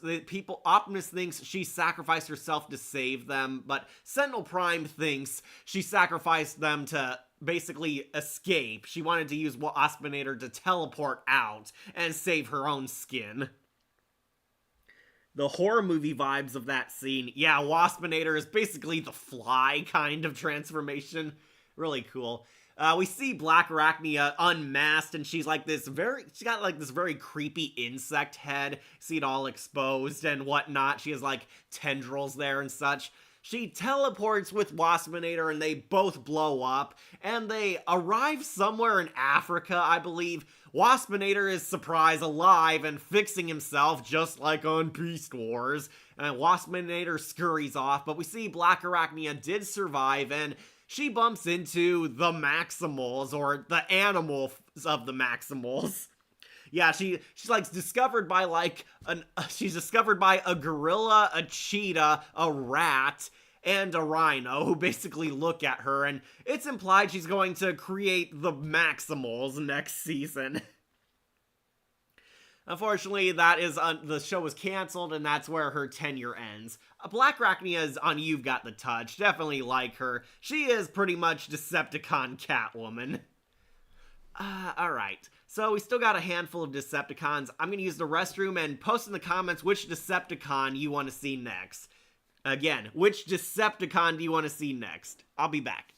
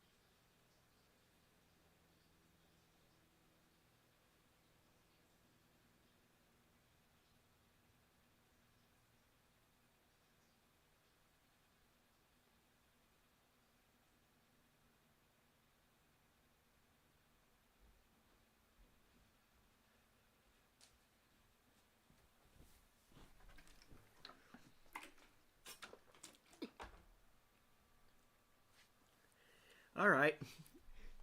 I'm back. Alright. Predacons terrorize. Let's do Waspinator, who I will put in You've Got the Touch. And yeah, I will put him above Black Arachnia. the show gave Waspinator such an awesome upgrade. This is like the coolest Waspinator since Beast Wars. Yeah, for those of you who don't know, Wasp was actually a regular Autobot who also got mutated. Wasp was basically this idiot bully in Bumblebee's training camp. He really had it out for Bumblebee. They were the same model, and he picked on Bumblebee a lot and was kind of a total dick. However, he unfortunately got framed for a crime he didn't commit and sent to Autobot prison. And basically, in prison, he lost his mind, and he went insane, and this is actually how they try to explain Waspinator's weird, bumbling personality. Like, Waspinator was kind of a kooky oddball who didn't talk right, and always said stupid and outrageous things, and couldn't even make coherent sentences, and they give this dark spin on it where Wasp went crazy in prison and turned into Gollum, basically. He's like talking all insane, saying, Wasp have no friends. Wasp can only trust self because of Bumblebot. Oof, that body switch situation sure was a shock. Yeah, we'll get to that. Like, Wasp is sent to prison and sadly went insane, which always gave me nightmares, because how scary is Transformer prison if the convicts lose their mind like Wasp? Because this guy was like a pretty normal dude before he went into the isolation. Oh yeah, speaking of which, I guess I should put his other forms on here. Yeah, weirdly, we got all three Wasp personas. Wasp the original, I will put in Basic Bot. I didn't think much of him at first, but he's kind of connected to this guy. I know it's weird because they're all separated. This is Wasp pre-Insanity and pre-Beast Wars transformation. He was basically just an idiot bully, and he changed when he went into the prison.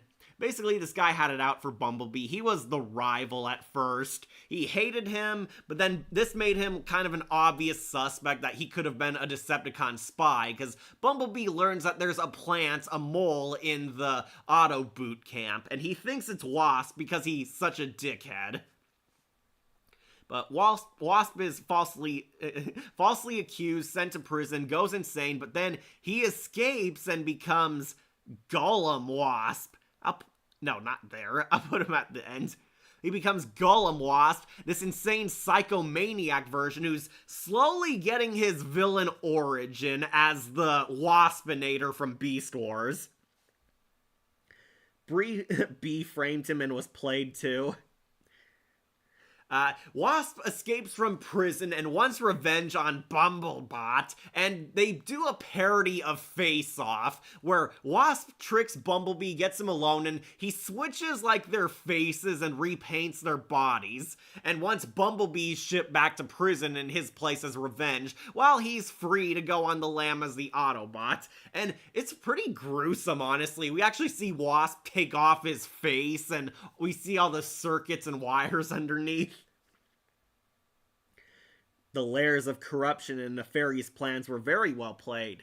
Yeah, basically, Wasp is an example of what happens when you suffer under the corrupt Cybertron system. He's like, this is actually a very mature lesson where he's falsely accused and put into prison for a crime he didn't commit, and this actually turned him into the villain, basically. He was actually a regular person before prison broke him, and the Autobots basically don't hear him out. They think he's crazy. They think he's completely guilty. Don't even do a fair trial.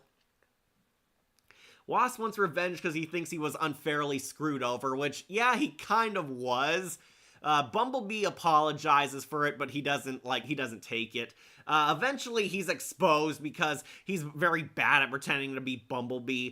Bumblebee gets his life back, they get their faces back, and Wasp tries to flee again. He actually successfully evades capture. They hunt him down in a later episode, where Black Arachnia and her Dinobots basically abduct him.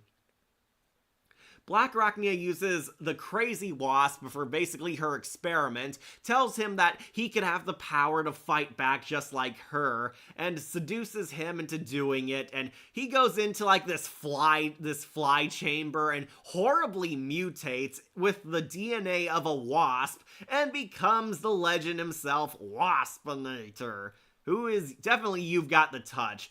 They reinvent Waspinator as this super scary, creepy, insane Predacon.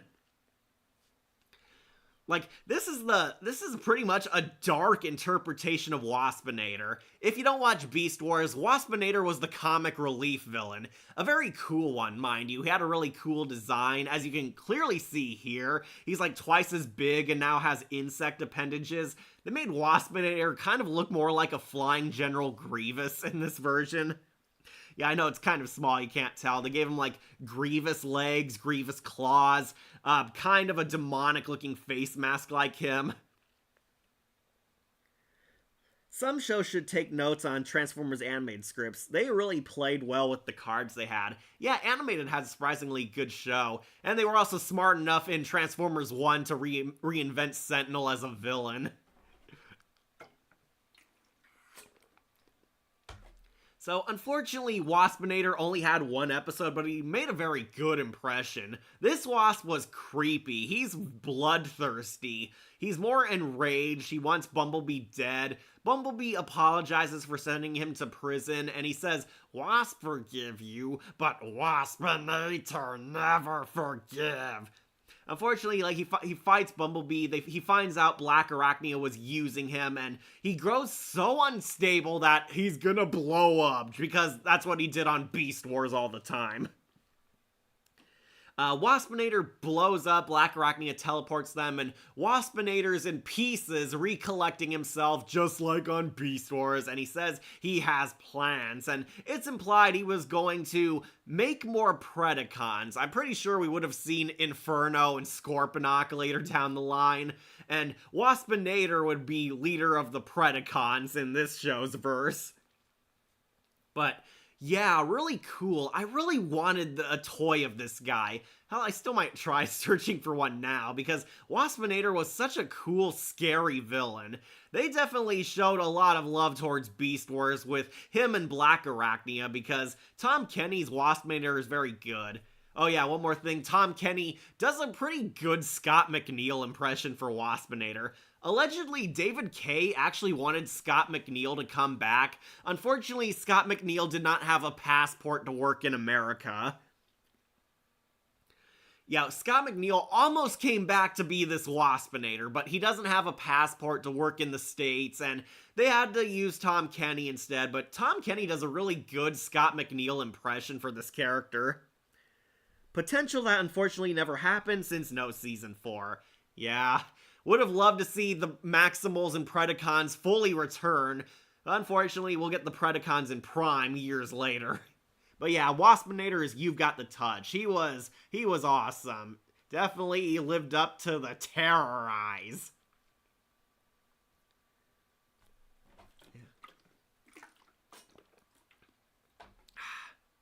Alright, now we're getting to some of the side Decepticons, some lesser known ones. Let's go with Lockdown. My friend Emily really loves him. And I will put him on S rank, honestly. Yeah, okay, before Blitzwing. Before Cold Blitzwing, that is. Lockdown is awesome. Lance Henriksen, who also played another creepy android in Aliens, is basically this rogue Transformer bounty hunter. He hunts down bounties for Autobots or Decepticons, and he has this creepy MO where he basically organ thefts them. He rips off like a powerful upgrade from his targets and attaches it to himself.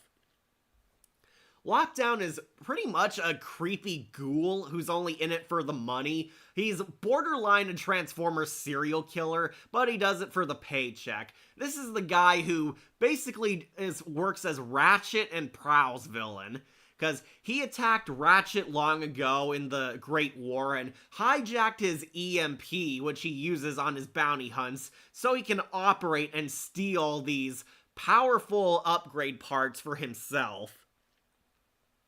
Lance Henriksen delivers a very cool, creepy voice. He kind of sounds like Reaper from Avengers Earth's Mightiest Heroes.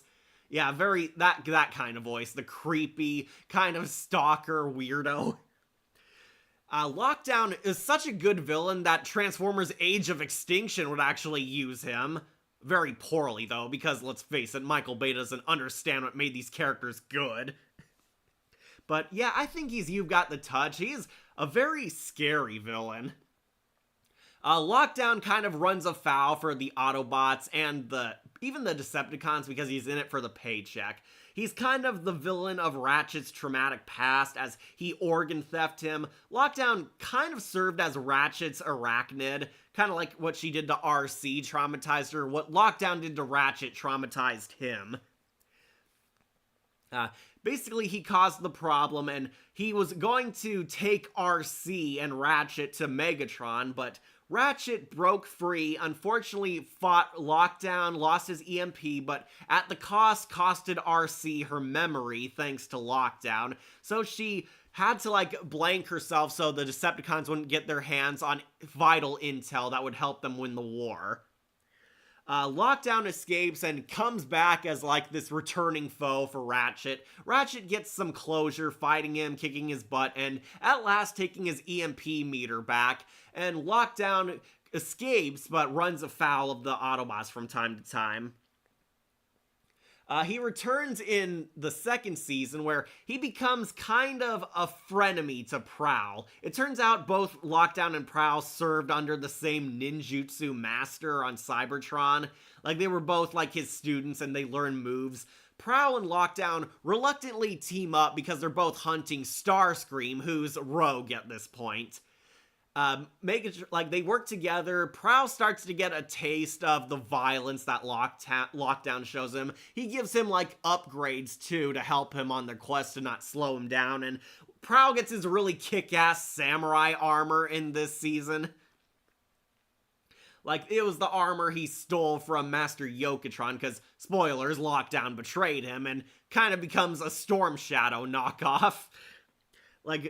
Lockdown gives him, the samurai armor. Prowl grows to like the upgrades up until he realizes, he's becoming no better than him. His friends point out that he's causing more damage. He's becoming a more arrogant jerk, a bounty hunter, kind of. And he basically turns against Lockdown when they catch Starscream. Megatron catches them. They learn they were both played, and they basically captured a Starscream clone. They're prototypes of Skywarp and Sunstorm. They fight. Lockdown escapes in the fight and offers Prowl a chance to become his partner in crime. Prowl turns him down because he walks the path of honor. And we don't see Lockdown again until one more episode in the third season.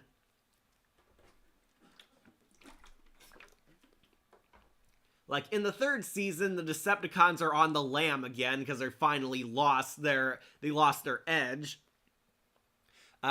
Sentinel Prime is basically catching these Decepticon war criminals, but it's really, he's paying Lockdown. Lockdown is the actual badass hunting them down and taking bribes from Sentinel Prime, and in exchange it helps Sentinel look good.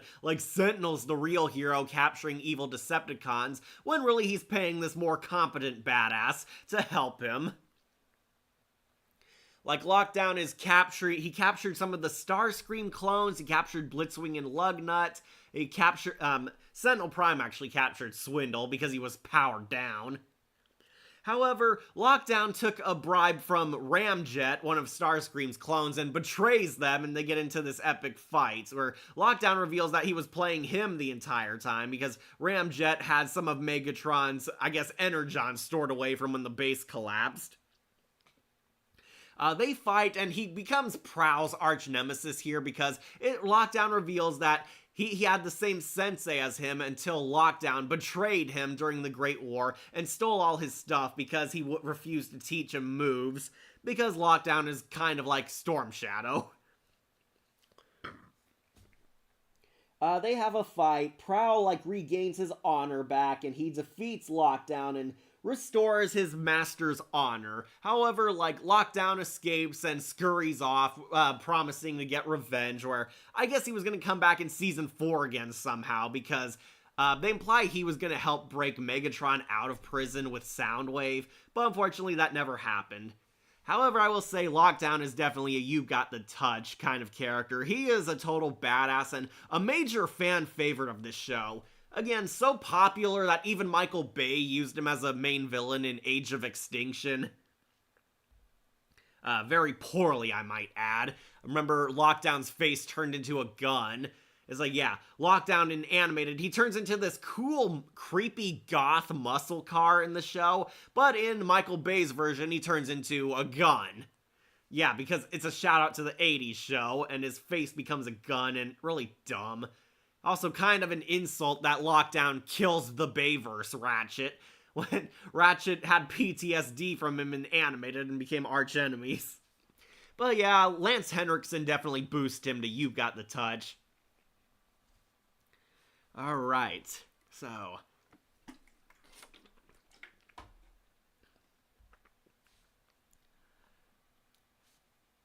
who to do next? I want to find, where's my guy, Shockwave? I want to put him, there he is.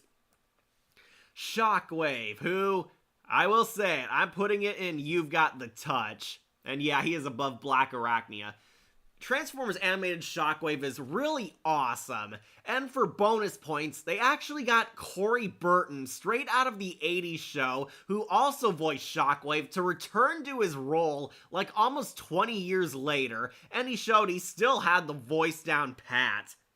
Shockwave is really cool in this show. He's kind of still a mad scientist, but he's also a deep covert espionage agent for the Decepticons. If you don't know, Shockwave disguised himself as a cadet in Bumblebee's auto boot camp. Bumblebee, and Wasp were all cadets together. He was a plant sent by the Decepticons to work his way up into the system so he could report intel for the Decepticons. The true traitor. Yeah, that's who he was. Yeah, Shockwave was basically a true spy, and he kind of got away with framing Wasp because, surprise, he pretended to be a nice guy, and that won him trust points among Bumblebee and Bulkhead. He pretends to be the nice guy Longarm Prime. Yeah, Longarm is basically, he wants to be a communications agent when he graduates. And he comes across as non-threatening, very friendly. Apparently he worked so well at being a spy that he duped Bumblebee into trusting his word over Wasp's. He convinces Bumblebee that they're total friends, and he helps him expose the quote-unquote traitor Wasp. They take Wasp away to prison, and he's disguised as a bot named Longarm. He gets it what he wants. He works his way into the communications hub of the Autobot military. He's basically Megatron's spy, and watching all the intel and messages the military is spreading, everything going on in base, he becomes a Prime, because as I said, he's Longarm Prime. He becomes a member of the council and very successfully worked his way into the system. He's passing on info to Megatron, and he eventually reveals himself as Shockwave in the twist ending that Wasp was framed, and he's the spy that's been communicating with Megs. Then, when Megatron's building his space bridge, Shockwave reveals to the Autobots that he's here and he's got the other side of the space bridge in communication with them, and he can help spread Megatron's might. And he brags to Bumblebee that he totally fooled them and reveals his true form, the one-eyed Cyclops form we all know and love. Unfortunately, as I said, the space bridge goes wrong. Megatron and Starscream get sucked into a portal somewhere across space. They're stranded, and Shockwave kind of is worried about his cover being blown because Team Prime now knows he's a spy in the agency, and he's trying to maintain his cover.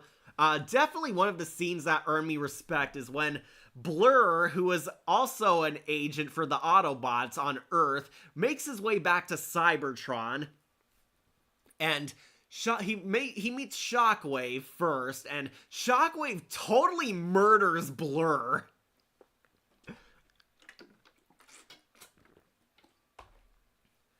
Like, Shockwave, like, absolutely kills Blur. He, like, completely crushes him into a cube and a compactor. He, like, outsmarts Blur, who's faster than him and using super speed to get away. However, he activates, like, the walls to trap him and crushes Blur to death. Like, Blur is a cube, and he has, like, one of his co-workers dispose of him, claiming, oh, it's just trash. And yeah, Blur dies. The body count in this show is quite surprising. Poor Blur. Yeah, I agree. Shockwave has a high body count, and if that wasn't bad enough, eventually they find out Wasp isn't the traitor. They send communications back, and Shockwave then assassinates Ultra Magnus, and he didn't just, like, shoot him, he mutilates the guy. We find Ultra Magnus is, like, in his office. He's completely severed, slashed, and bleeding on oil on the floor. Yeah, Ultra Magnus is dying, and he says it was Shockwave all along, and this kind of exposes him completely. And yeah, Shockwave basically almost murdered him, and he stole the Ultra Magnus hammer, which is basically Thor's Mjolnir. It's a hammer that activates electricity and thunder powers. Yeah, Ultra Magnus dies in this show because of Shockwave. Shockwave now killed Blur and Ultra Magnus. He eventually, Ratchet and Captain Fanzone get accidentally teleported to Cybertron, and they interfere with him when they find out he's now after RC next to kill her too. Almost. Yeah, this body count in the show is quite surprising. Almost. Yeah, Prime definitely raised the bar for it, but I wouldn't write off Animated as too soft and fluffy. Shockwave works his way to, like, the hospital, and he abducts RC because we find out RC had, like, the activation codes for Omega Supreme, and if the Decepticons got their claws on it, they could construct their own giant mecha transformers like Omega Supreme, and RC was basically the master of this project. Shockwave successfully takes her and hacks into her mind for Megatron. Blessed be the script readings and the Allspark Almanac. Yeah, allegedly Blur was also going to reveal to have been alive, and I think Blur was going to get like a new body, and he would have looked more like his 80s version according to concepts. But unfortunately that never happened, so I'm writing Blur off as dead. So yeah, Shockwave finally reunites with Megatron because after his cover is blown, he brings RC to him. They use RC and hack into the Lugnut Supremes. The Autobots basically fight Shockwave on the moon to destroy his signal control over them. And we get to see finally Shockwave turns into his tank form. He's really a kick-ass fighter, just as badass as his Prime version, honestly. I really love Corey Burton's performance too, because he kind of does this David Warner impression, because Shockwave sounds like Ra's al Ghul. Shockwave has usually had the most effective incarnations when it comes to Decepticons in the Transformers series. Yeah, I don't think Shockwave's had a bad version of him. I mean, some people might count Transformers 1, where he gets his butt kicked by Elita 1 and cries that Bumblebee's so annoying. But Animated, definitely cool. This was a more savage Shockwave. He, like, fights Bumblebee and Bulkhead, his old partners, and they finally get closure on beating the real spy. I do love how he tries to put on his long arm act again, but he forgot he changed his colors to purple, and basically one of Shockwave's biggest flaws is that he always misses that one calculation that brings him down. He, like, turned purple again, and basically the bots see right through his BS ploy and beat him up. Shockwave gets his arm broken, and I guess they were setting up next season he would get his laser arm like his 80s counterpart, because Shockwave has one hand that's also a cannon like Megatron. So yeah, Shockwave gets his comeuppance in the final season, and he too is arrested along with Megatron and Lugnut, disgraced and exposed. And yeah, I really loved Shockwave on this show. I think he's actually better than his Prime version, mostly because Corey Burton's back. And that was a big thing. I love when characters come back to their roles from the past, and Corey Burton showing he still had his chops as Shockwave definitely placed him higher than David Sobolov. This was a very cool and effective Shockwave. Shockwave is that minion you don't mess with. He is a no-nonsense bad guy, and Animated definitely raised the stakes for him quite a bit, showing off why Shockwave is a classic Decepticon. I think Long Arm, yeah, while we're talking about him, I guess we should put Long Arm on here too. Does he really count, as he's kind of the same character? I will put him with Shockwave. I'll just count him because this is basically Shockwave in disguised as an Autobot.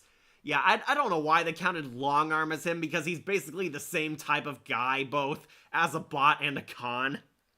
Yeah, Long Arm is basically the smart cadet on Bumblebee's team, and basically he's just Shockwave. He is Shockwave just wearing a mask. I will count him in the same league.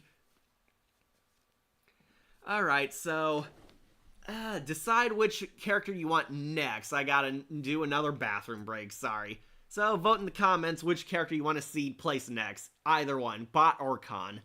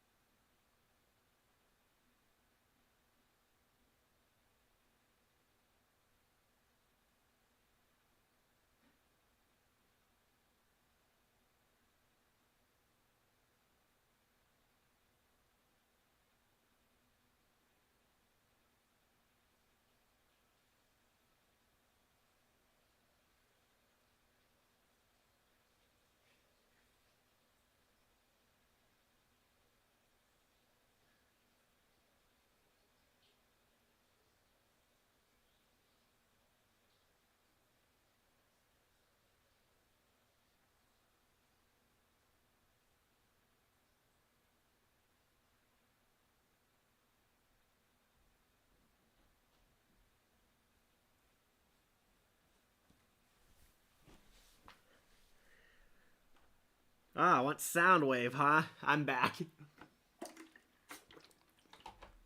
Alright. Soundwave superior, Autobots inferior. Ah, there he is. Alright, Soundwave. So, this was a rather unique depiction of Soundwave. He is not the classic Megatron loyalist. Megatron, in a desperate attempt to get a new body, constructs Soundwave as this toy that can adapt and upgrade. Soundwave is actually a toy that Megatron and Isaac Sumdac make together for Sari's birthday. And basically, Soundwave is actually this hyper-intelligent AI and becomes Megan. He grows beyond his programming. He's given to Sari as a toy gift. He, plays music and is basically a walking iPod. He can play music, he can dance, and he does, anything his commander says. However, Megatron, is trying to upgrade him and wants to use him for a new body at first, but Soundwave grows self-aware, and he adapts too well. He gains his own sentience and his own knowledge, and Soundwave kind of becomes Skynet. He decides humankind are terrible oppressors that should be killed, and starts the machine uprising. Soundwave takes over the city of Detroit. Yeah, it takes place in Detroit. He takes over Detroit by hacking into all the technology, all the servant bots, because this takes place in the not-too-distant future, and starts a machine uprising. Bulkhead is the only Autobot that doesn't trust him. He thinks Soundwave's evil, and there's kind of like a Chucky kind of style story where he suspects that the toy is alive. Like, he suspects that Soundwave is actually an evil and conspiring against him and Sari. Sari doesn't trust him, and there's like a friendship drama between them. And Soundwave's kind of manipulating that, like playing towards Sari and using her. Eventually, he starts the machine uprising, the Autobots fight, and Soundwave, in an interesting turn, actually doesn't consider the Autobots as arch enemies. He tries to reason with them and convince them to join him against their human oppressors. He asks Bulkhead to join him, and together they could get revenge on the humans, starting with the little girl who betrayed him and traded up. However, Bulkhead graphically kills Soundwave by shooting his wrecking ball handed to him, and that breaks him to pieces. Yeah, Bulkhead pretends to play along and gets close enough to him and then just snipes him out, basically. Soundwave breaks apart, however, we find out in a twist he's actually alive and transformed into his radio kind of transformation, because that's what he turned into on the 80s show. In a way, Soundwave is more of Sari's arch enemy than the Autobots. Yeah, he kind of was. He fights Sari in both his story arcs, kind of. He hates Sari because he sees her as an evil human, and because he was programmed as a toy for her, she's the first human on his hit list. We find out Soundwave survived, turned into a radio, and he slowly rebuilt himself, and we also meet his mini-cons. Sadly, there are only two. We meet Laserbeak, the transforming condor he had, and Ratbat, who had 3 seconds of screen time. Basically, a bat mini-con. They both turn into electric guitars. I do like how Soundwave... They never show what Soundwave could transform into. He turns into a radio, kind of. I think I had the toy of him. He turns this tripped out neon kind of truck with surround sound systems. Soundwave was kind of a musical enemy. His mini-cons would turn into electric guitars in this version, and he would play them so their sound waves could control machines and hypnotize robots. Soundwave comes back in the Christmas special, Human Error, where basically Porter C. Powell made all these Soundwave toys to market, but Soundwave, still alive, manipulates these toys because they have his programming, and they rebuild him as a new body, and he slowly works his way into the Autobot base.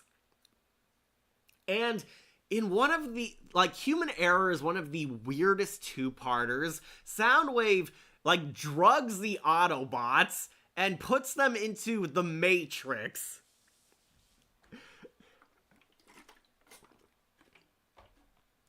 Yeah, he puts them into, the Matrix, and the Autobots wake up and they're now humans. And he's kind of doing some weird brainwash reprogramming where the Autobots live their lives as normal humans and are supposed to learn that being human sucks. So he can slowly brainwash them into joining his robot supremacy kind of ways. And yeah, we see what the Autobots might look in human form, which I honestly thought was pretty cool. If you don't know, Transformers fans really love these fan arts of what would the Autobots or Decepticon characters you love look like if they were human. Go on the internet, I see a lot of human RCs, human Starscreams. And yeah, human bumblebees, and basically he turned them into OC fan art characters for this. However, they find out that they're in the Matrix and Soundwave is influencing them. He's the schemer behind this, and he brainwashes the Autobots into becoming his warriors. They're gonna fight and start the robot uprising again. And B is really a kid, huh? Taking the human forms into account. Yeah, I never thought B was a little kid. I thought he was kind of a college-age kid, based on how they act. I know Ratchet is kind of the old man, so it made sense for him, but, Bulkhead and Optimus are adults, and Prowl is, this middle-aged cop, and Bumblebee's, a kid Sari's age. Like, that was really weird. He's kind of like a male Sorry, but they all wear their colors, luckily, so you can identify them. Like, Sorry finds out Soundwave is back, and again, going with Soundwave as Sorry's archenemy, she fights him because she has the human mind to not be controlled. Sorry makes like this makeshift B team of Autobots. She gets Scrapper, she gets one of the Dinobots, and she gets Retgar to help her, and eventually becomes like a leader of her own, morphing them into a team and frees them from Soundwave's control over them. And Optimus fights Soundwave this time back and kills Soundwave horribly by axing him to death. But of course, Soundwave's radio heart is still alive because Soundwave doesn't have an Allspark in this, kind of. He's more or less a rogue AI in this version. And Laserbeak takes his radio away and they fly off to be villains next season. Well, if stasis works like a time-aging stopping device, I don't know. I still want to make sense of the age thing. Yeah, I'm not sure how, but apparently Autobots can age, but never really explained because Ratchet's considered old despite all of them being machines, but whatever. Rumor has it that Soundwave was going to officially join Megatron's Inner Circle next season. Like, Soundwave was going to become the new lieutenant and spring Megatron from jail. Soundwave and Lockdown were allegedly going to work together and bust Megatron out of prison in Season 4, and Soundwave would have fulfilled his role more as Megatron's true loyal right-hand man. And in this version, it's because Soundwave was created by Megatron, so he sees him more as a father figure, kind of.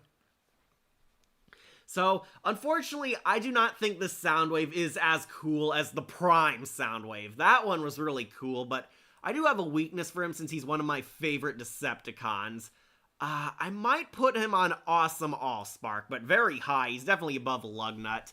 Yeah, this version of Soundwave is Allspark awesome. He was cool, but he does have a severe lack of screen time. That really screwed him over, and unfortunately, he never fulfills his role as Megatron's supreme loyalist. Yeah, I will put him on Allspark awesome. And while we're here, we should get his mini-cons. Yeah, there's Laserbeak. Laserbeak I'll put on Basic Bot. Laserbeak was an okay. He's basically doing exactly what he did in the Prime show, is just a drone watching things for Soundwave. We see him fly. He's got definitely a cooler vulture form than the Prime Laserbeak because he actually turns into the animal. And we'll get, where's Ratbat? Ratbat, I'm putting her in Stupid Glitch. Yeah, Ratbat does nothing. She shows up for like 2 seconds, turns into a keytar, and basically dies. That's it. Ratbat shows up for like 3 seconds, then dies. Ironic for how she is in the comics, where she actually hijacked control of the Decepticons. Yeah, Ratbat's a stupid glitch. Didn't like her. She was completely wasted. Laserbeak we'll put in Basic Bot. He was okay. Didn't get to do much either, but he had more screen time and more threat.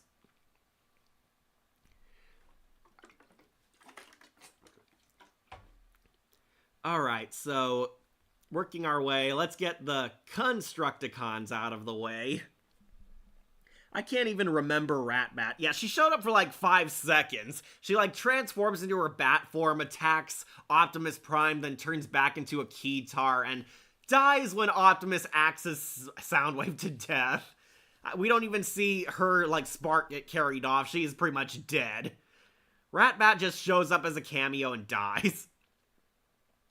Alright, let's do the Constructicons. I'll put Scrapper in Basic Bot. He is above Wasp. And I'm going to put Mixmaster in Basic Bot too. I'll put him above Scrapper because he was funnier. If you don't know, the Allspark fragment landed in construction equipment and turned them into Scrapper and Mixmaster. The Allspark got like dispersed into pieces and some fragments fell onto them to create them into new toys, characters for the show. Mixmaster and Scrapper were alright. They're basically the wet bandits from Home Alone, Harry and Marv. Because Mixmaster acts like Joe Pesci, and Scrapper acts like Daniel Stern. He's like the bumbling idiot, while Mixmaster's the short-tempered, angry, snarky one. These guys were pretty funny. They were kind of the wet bandits. They're basically cliche, cartoony construction workers that turn into construction equipment. Like, Mixmaster turns into a cement truck, while Scrapper turns into, what's it called? It's not a crane, it's, like a backhoe, kind of. He can, like, lift things up. He turns into, like, a tractor backhoe, kind of. Yeah, they turn into construction vehicles. And basically, they're total idiots who work with whichever side that has the most oil. They drink oil all the time because oil is kind of their beer. They're basically total alcoholics that'll work for oil. They love drinking the stuff. They're addicted to it, and they become friends with Bulkhead because Bulkhead's also a construction worker. However, Megatron bribes them because he has high quality oil, and they pretty much sell out and work for him. Like, these guys are basically comic relief villains. They're cliches of construction workers. They like to check out how cars get made and wolf whistle at sexy sports cars and get drunk off oil all the time. They're basically mindless goons that'll serve anyone. I didn't really love them a lot because sometimes it could get annoying. Their shtick got really played out. They do a parody of Home Alone where Sari is left home at the Autobot base all by herself and she's having fun until the Constructicons accidentally, like, wander in. And she gets into Home Alone hijinks. They're like the Harry and Marv to Sari's McCulkin. Sari actually proves herself, like, she can save herself. She beats them and outsmarts them because they're both total idiots. They run away and Megatron recruits them to help build his space bridge, and they kind of, like, they work for him and they become kind of mercs hiring to whoever will help them construct. They're like builders. They work a job, they work for the Autobots or Decepticons and construct things for them. I thought they were okay. They had funny moments, definitely, but I never raced to buy toys of them. Just saying. Oh yeah, they're also voiced by Jeff Bennett and Tom Kenny, who pretty much do a Wet Bandits impression. Tom Kenny does a pretty good Daniel Stern, but Jeff Bennett does a pretty great Joe Pesci. Definitely liked his voice. He was the funnier of the two. Unfortunately, who's not funny is their boss, the Dirt Master, who I'm putting on stupid glitch. I did not like the Dirt Boss. Like, this guy had one episode. Dirt Boss is basically this grouchy penguin / Napoleon kind of guy. He's short and hates being called short, and he basically becomes the terrible boss, bossing the other Constructicons around. He has the power to use his abilities to hack them and force them to hit themselves and do what he says. Dirt Boss turns into a forklift. He was made when an Allspark fragment, a forklift, and a Headmaster unit all fall together and basically mix themselves into this evil Constructicon. Yeah, Dirt Boss is pretty much just a douchebag boss. He practically enslaves the other Constructicons, and they cause damage to the city. They're about to steal the entire oil for themselves and get into a fight with the Autobots, where they all get blown away. And basically, they imply that Dirt Boss was going to create the Devastator, the Constructicon Combiner. If you don't know, there were combiners, Autobots and Decepticons who could transform into a kaiju-sized transformer. And Dirt Boss is going to be the head of their combining mecha, the Devastator, who everyone knows and loves because it's a transformer that combines into an even bigger bot. And yeah, I don't think I would have liked this guy being the head of it because he was pretty much an abusive bad boss. Do not like him, did not feel entertained by him. He is pretty much the key example of a filler villain. And no, I was not excited for them building up the Devastator, especially because the Constructicons were not that very compelling characters. All right, so I think next I'll do Team Char. So basically, Team Char, led by Strika from Beast War or Beast Machines, the terrible spinoff. I'll put her on Basic Bot. I'll put her under Slow Mo because Slow Mo is at least hot. They brought Strika from Beast Machines, and she's basically another Megatron fangirl. She's leading her own team. I think they're called Team Char. They're basically Decepticon rebels who are doing guerrilla warfare for Megatron out in space. Ah, yes, Devastator. Yeah, not really. Did not like Dirt Boss, yeah. Uh, Team Char does not do much. They are basically, Jobers who serve Megatron. They were going to help him escape prison in Season 4, but unfortunately they got cancelled. Team Char has definitely a badass fight with Rodimus's team. And Strika is the effective leader. She has, like, this scary Russian accent. She's a big bodybuilder. She was pretty cool. She a lot cooler than her Beast Machines look, that's for sure. And yeah, she's kind of just a loyal minion to Megatron. Had a pretty cool fight scene, and that was about it. I will definitely put her on Basic Bot because she was at least threatening, and they got the drop on Rodimus, that's for sure. So we'll put some of her teammates here. Cyclonus. Okay, I'm gonna put him on Need Sorry's Key. Cyclonus, a major character in the 80s show, pretty much just a background minion on this show. According to the Allspark Almanac, this guy was going to be revealed to be Skywarp from the future, and he was gonna, like, be coming from, like, the mirrored universe, the shattered glass from Transformers. He apparently jumped dimensions into this world and got rebuilt as Cyclonus, a key character from the 80s show, and was gonna have a bigger role in that final season, but never did. Yeah, it's implied he's Skywarp from the Shattered Glass dimension or something, I don't know. He needs Sorry's Key. Definitely an interesting story there, but they didn't do anything with him, which was one of the problems of the cancellation. Alright, Oil Slick. I'll put him on Basic Bot 2. I will put him above. He's the chemical warfare's operator. He created, like, bioweapons for the Decepticons. Also gonna get a bigger role. He was gonna help play a vital part in Megatron's prison break. He's this pretty cool kind of environmental kind of Decepticon. He has, like, bioweapons and chemical weapons. I will put him on Basic Bot because he does us all a favor and kills Rodimus Prime. Definitely a cool scene, and definitely very threatening. Of course, he doesn't make it higher because lack of screen time. Alright, where are the other two? Oh, there they are.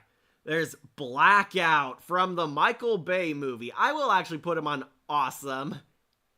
Yeah, I'll put him on Allspark Awesome. Blackout gets a cameo. He's a part of Team Char. He basically is a living EMP. He can cause blackouts or energy power surges. This is basically a glorified cameo from the Michael Bay movie because Blackout was the first Decepticon humans fought. He took out, like, the military base in the beginning of the movie and turns into a chopper. Here, Blackout gets a cameo. He's a part of Strika's team, and he helps take out the space bridge and even repowers it up. He's basically a stupid brute character, but I kind of love that they did a shout out to the Michael Bay movie because he was pretty awesome. He took out the entire Autobot squadron. And last is Spidor, a transformer that turns into a frog. I'll put him on Basic Bot. He'll go ahead of Laserbeak. Yeah, Spidor is basically a giant frog Predacon. He's called Spidor because he can chew Autobots up and spit them back out. He was okay. Another brute character, kind of. Didn't get a whole lot of screen time. And he's the only one on Team Char that doesn't even have a voice actor.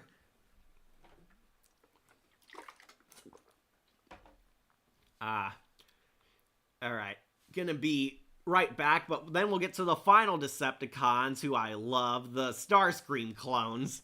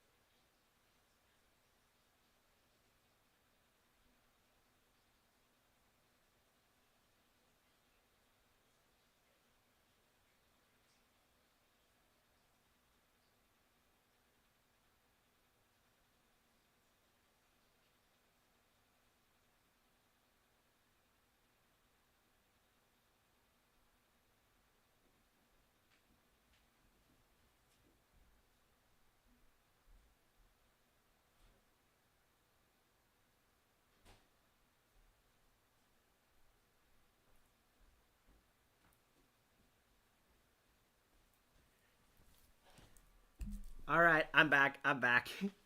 Don't worry. Sorry, I just needed some more water. Running low here. Let's do the Starscream clones. So, when Starscream went rogue, he realizes that he can't beat Megatron alone. He's outnumbered and he needs his own troops. So Starscream creates clones of himself who basically help him and have his back and will help him finally put an end to that mega fool once and for all. And the clones are based off of the Seekers. These were Starscream's palette swap minions from the 80s era. The clones all represent a part of his personality. You have one who's an egomaniac, Thundercracker, one who's a coward, Skywarp, one who's a suck-up, Sunstorm, now called Nova Storm for the newbie fans, and one who's a huge liar, Ramjet, and the female Starscream, Slipstream. This was the show which introduced Slipstream, the first female Decepticon Seeker. And they don't tell us what Slipstream is from in Starscream's mind, but it's strongly implied to be his treachery because she's always disrespecting Starscream all the time. These are basically his clone minions. They helped serve Starscream in his attack against Megatron. However, when Starscream gets beheaded by a headmaster unit and taken over and out of the fight, the first thing the clones do is completely turn their backs on him and betray him and decide to work with Megatron because he's clearly stronger. However, two of the clones end up in a fight with Blur, and during the scuffle, they're accidentally sucked into the space bridge portal that's collapsing. Blur gets, stuck with Thundercracker and Skywarp, and they fall into space, and they're all, stuck in one of Mixmaster's cement shots and all incapacitated.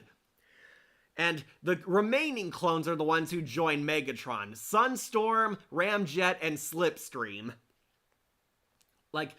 Blur is stranded with Thundercracker and Skywarp, the coward and the egomaniac, and he dupes them into helping him escape from their prison.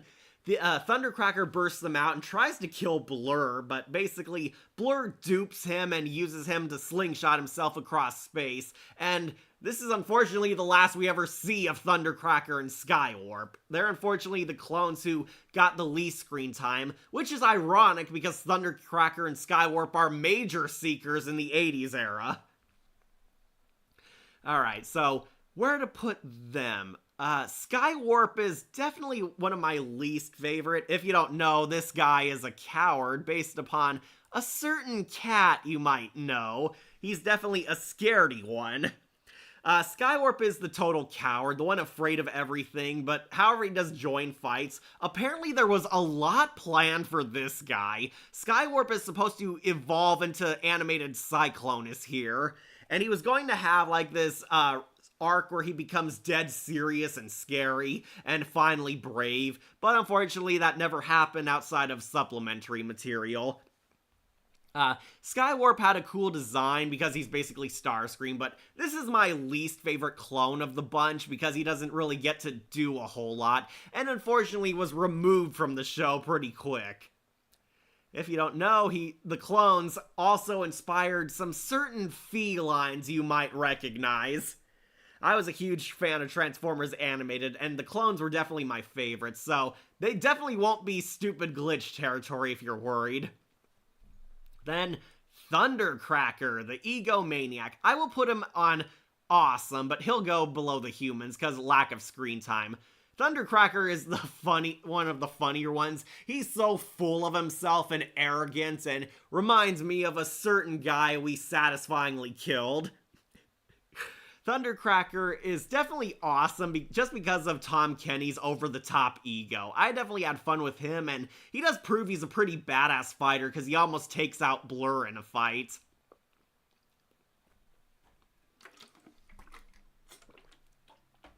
Alright, so next let's do the clone Ramjet. This is the liar. I will put him in Awesome Allspark, below Soundwave, of course. Ramjet is the lying one, and he weirdly got a lot more scenes of him because he's basically a very terrible liar too. He's like, I can escape anytime I want, I just don't want to. And basically, I will be loyal to you till the end, my lord, and he shoves him aside. Ramjet is definitely one of the funnier clones because everything he says is a lie. He's always lying, but he does prove himself to be very dangerous and smart. He saves Lugnut from being arrested, and he takes part in the prison riot. He's one of the Decepticons arrested by Sentinel Prime and Lockdown in space. He bribes Lockdown into helping him, where he successfully betrays Sentinel Prime and almost kills him, but the Autobots, Optimus, and Jazz save the day because they're more competent. Ramjet, he's a liar. I am not. Yeah, Tom Kenny definitely had fun being this one, most of all. He is the lying Starscream, and during the prison riot, they become friends with Swindle, and Swindle gives them their iconic Seeker hats, and we find out Ramjet is one of the Conehead Seekers. If you don't know, there were these toys where the Decepticons had, like, Seeker units, and there were Conehead Seekers, and he has, like, a plain, like, front Conehead on top of him. And Ramjet and Sunstorm get helmets that look like their 80s counterparts, and he gets this stupid Conehead kind of look. And yeah, I do like it. It's a shout out to his 80s version, but I'm kind of curious how that would make the toy function, because they unfortunately already made a toy of him. Ramjet was definitely funny. I put him on Awesome Allspark. And last of the male clones is Sunstorm, now called Nova Storm for the new fans. I will actually put him on Awesome Allspark, and I will put him ahead of Soundwave. This is the suck-up Starscream. Sunstorm is definitely one of my favorite colored one. He's orange, and he looks really cool. Sunstorm is all the Starscream suck-up, kissing up to everyone in the room, including his enemies. Sunstorm is the suck-up, and I do like that he sees everyone as a worthy opponent. He comes across as one of the more friendlier clones, because he's also complimenting the Autobots while fighting him. Everyone is worthy to him, even Omega Supreme as he kicks his skid plate. I definitely had fun with him. I actually wanted to get a toy of him, which is weird because I had Starscream and I thought, well, I'm just getting the same toy, but I just love Sunstorm so much. He was one of my favorite clones, and he actually lasts the longest next to Ramjet. He's also by Megatron's side and defects to him, basically serving him. He gets hunted by Lockdown.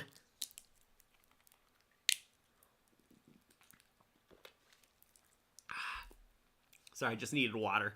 Then he's aboard the prison ship too. He takes part in the prison break-in. He gets the other Seeker helmet. He gets the square one, and looks kind of like G1 Starscream. If you remember, Starscream had more of a square head, so he has like this cube kind of head and looks like G1 Starscream a lot. Takes part in the prison riot, and he and Ramjet both suffer the same fate Blitzwing does. They also get tricked and flash frozen, and are basically arrested. We probably would have seen more of him because Sunstorm and Ramjet were going to be locked with Megatron, and would have taken part in the Decepticon prison break, would have joined up with him. Yes, that was cut short, but Sunstorm ended up being one of my favorite of the clones, just because he's always complimenting everyone and everything. And with that, let's get to everyone's favorite, Slipstream, the female clone, who I actually might put in You've Got the Touch.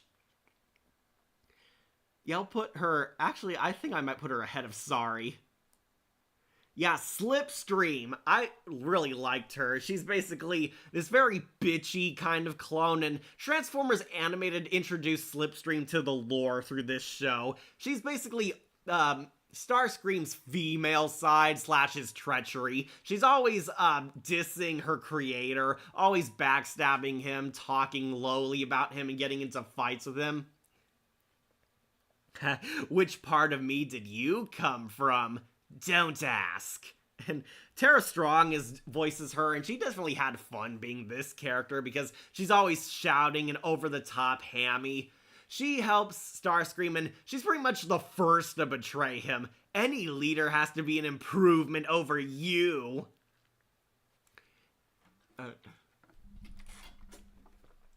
There's a fan theory out there that she's basically Starscream's self-loathing too, because she's always disrespecting the creator, Starscream.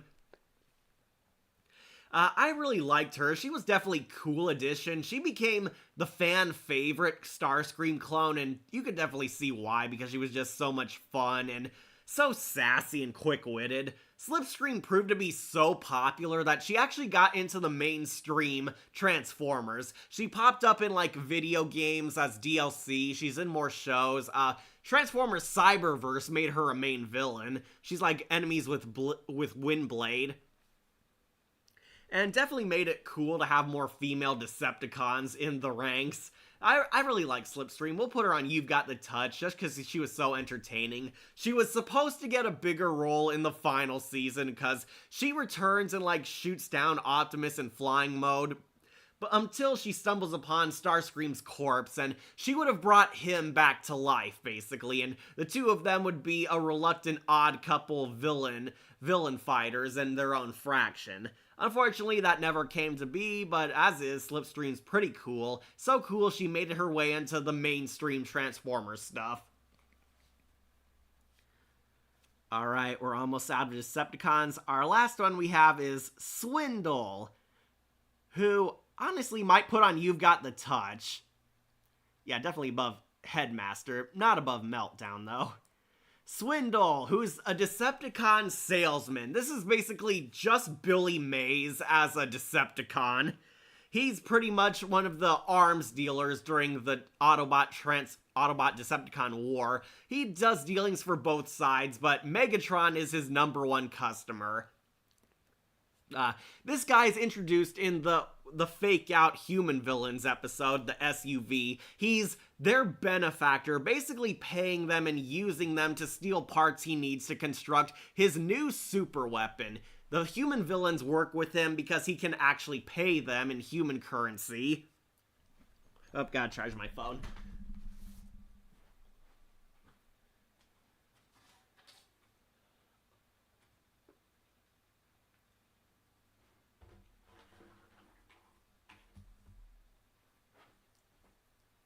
Yeah, Swindle can basically pay them in human currency. He's using them. Then he like communicates with them through a car that acts as their ride, their getaway car. That's the word I'm thinking of.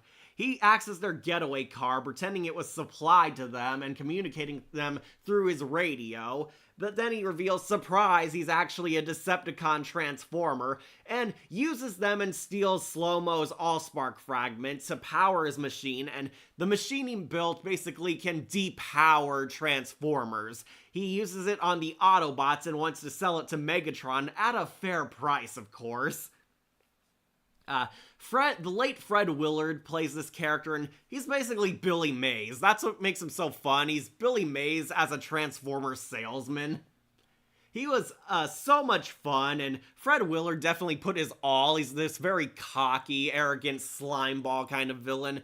Kind of like Hades. He talks like a used car salesman. Now, just checking for new comments, if any.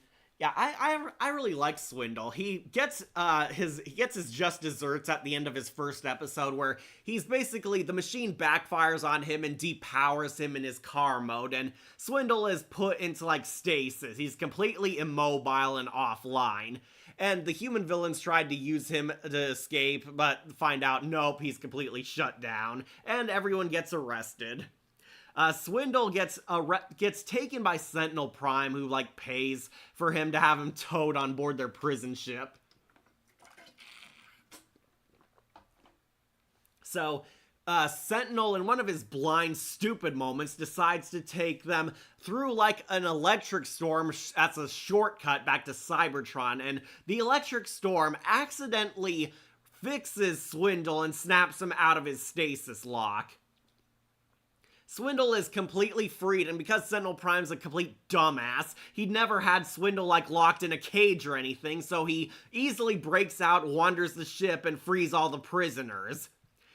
Swindle works with Lugnut, Blitzwing, Sunstorm, and Ramjet to hijack control of the ship and make their way back to Earth. But Sentinel finally brings Optimus back as reinforcements. They have like this die hard in space kind of fight. They're beaten. Swindle decides to basically loot the ship and run. He steals all the precious equipment, all the great weapons, and takes an escape pod and saves himself and basically gets away completely scot-free because he's actually one of the few smart villains. Swindle has a smooth voice. Yeah, he's voiced by Fred Willard, who voices a lot of characters in voice acting, and my fans might recognize him from American Pie as Michelle's father and Jim's father-in-law. He was in American Wedding, definitely funny. Fred Willard's got a very great charisma about him, and he gave Swindle his all, and he was a fun villain. I really liked him. Swindle is definitely You've Got the Touch. He was one of the rare entertaining one-shot characters. Alright, need some water. Oh man, we finally made it. We made it to the Autobots. Yep, all the Autobots are left. Alright, so before I lose my voice, let's do Optimus Prime then. And Optimus is, of course, going in You've Got the Touch. I'll put him behind Megatron. This was a very great Optimus Prime. David Kaye from Beast Wars and the Cybertron era actually came onto the show, surprised he wasn't voicing Megatron, and ended up being Optimus Prime. Swindle has... okay, no new comments. Alright. Yeah, David Kaye became Optimus Prime in a very underrated one. Now, to clarify, this is not Peter Cullen's Optimus, folks. This is a much younger, inexperienced, newbie Optimus Prime. Optimus is basically a washed-up reject from the Autobot Elite Guard Academy. Sentinel Prime basically pinned all blame on Elita 1's death on him, and he became a space bridge engineer, flying a broken-down ship with all these rejected Autobots. In this version, Team Prime are all a bunch of losers and outcasts who stumble upon the Allspark on their trip, and Optimus gets his chance to become a hero because he needs to protect the Allspark from the Decepticons, specifically Megatron, of course. This Optimus is not strong enough that Megatron considers him his archenemy like most Megatrons do. This Optimus has to earn that role. This is an Optimus who's going through his hero's journey, becoming the Prime we all know and love.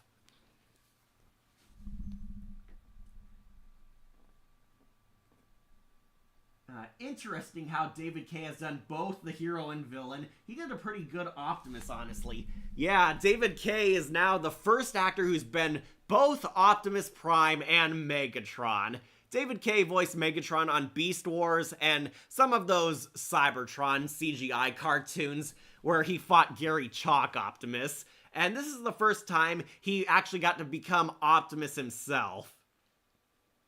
David Kaye did really good as this inexperienced Optimus. He kind of has his Orion Pax persona still, but basically they don't upgrade their personalities, they just upgrade their ranks and bodies. Optimus keeps the title of Prime basically as a thank you for saving, doing a lot of good in the war and the Elite Guard. Ultra Magnus kind of treats him like as his protege more than Sentinel ever is. Optimus undergoes a very spectacular hero's journey, learning how to become the strong leader, becoming the Optimus we know and love, taking his responsibilities, and showing that he still has moves. This Optimus is not weak by any means. He does have his badass skills and is better than Sentinel in every way, despite Sentinel talking down to him.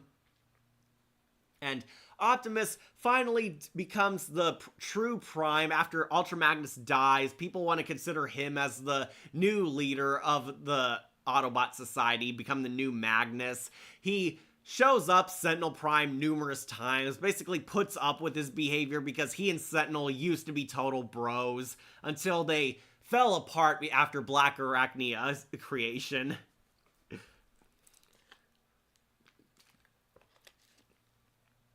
Despite suffering a lot of hardships and learning that being good isn't easy, this Optimus undergoes an inspirational story where he becomes the true hero. He fights back against all odds. He combats the Decepticons despite them having the edge constantly over him. He goes against Sentinel's stupid orders because Sentinel's an idiot.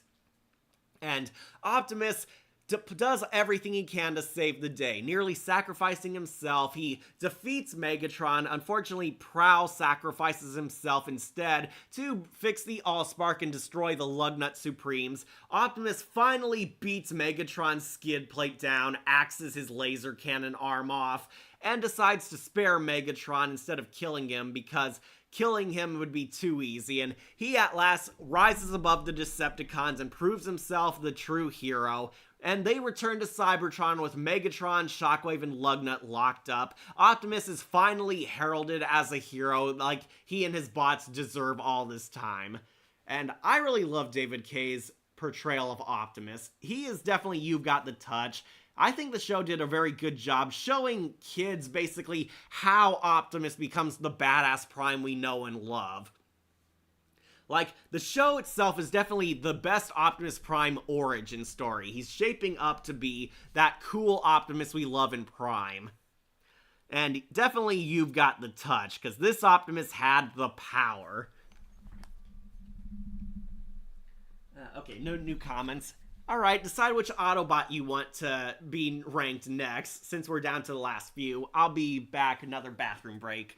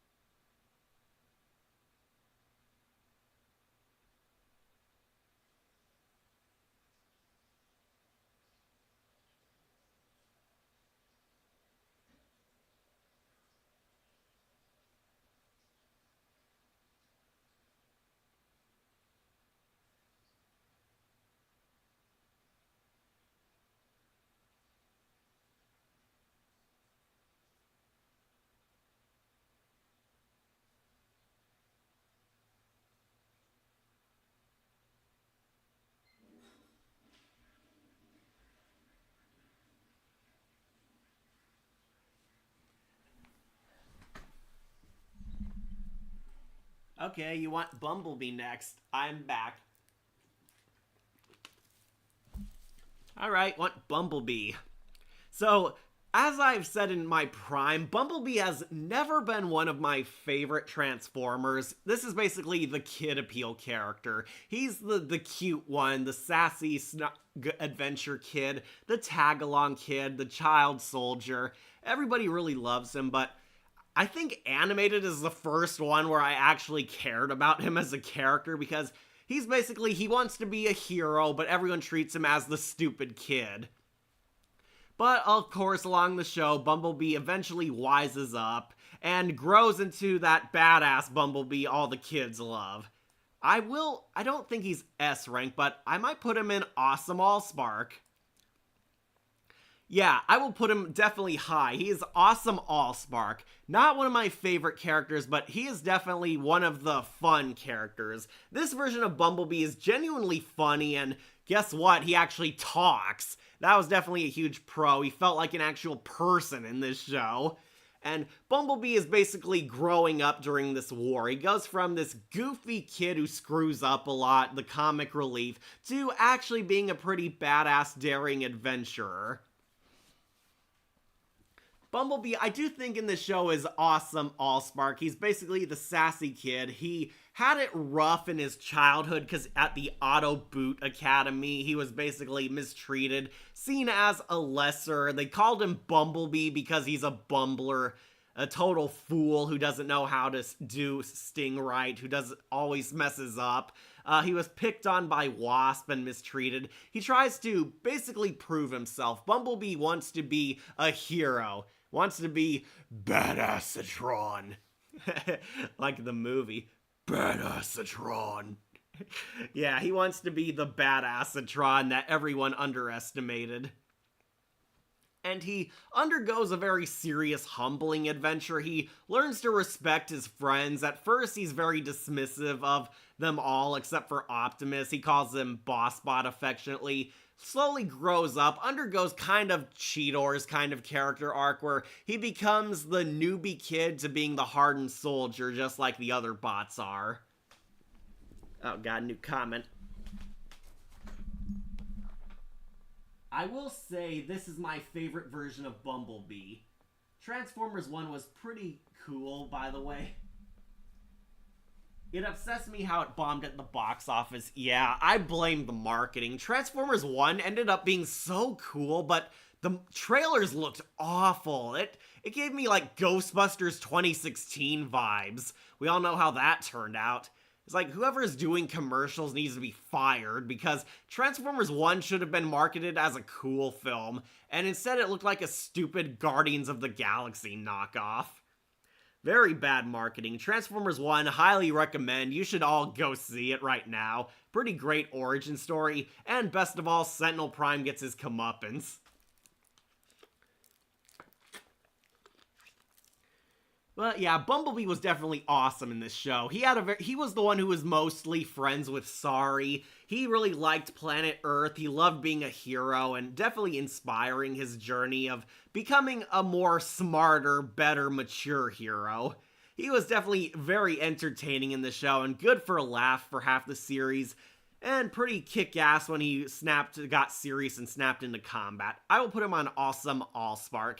Not one of my faves. I did have the toy of him. He basically turned into Captain Fanzone's Love Bug car.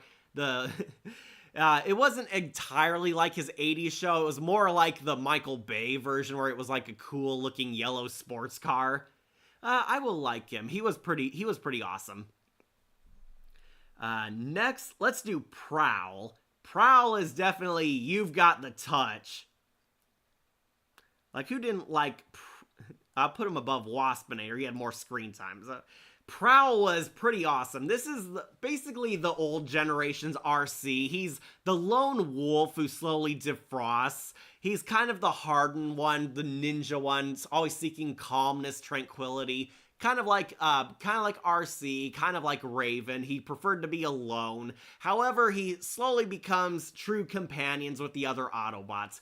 He at first doesn't respect Optimus, but slowly accepts his leadership, going from being the loner to being a total friend and soldier by their side.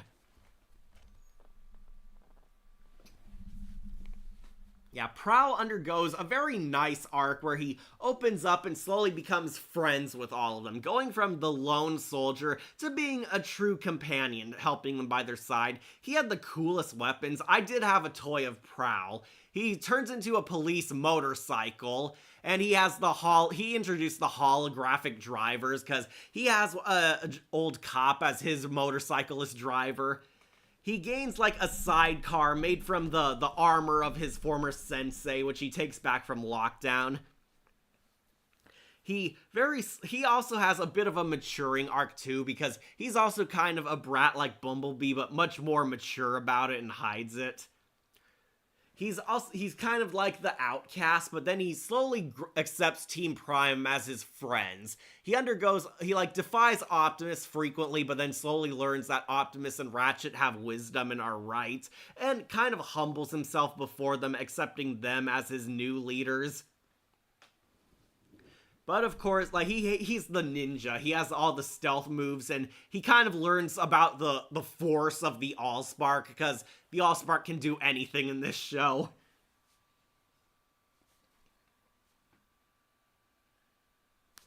Oh, got some new comments. Yeah, it upset me how Transformers 1 bombed at the box office too.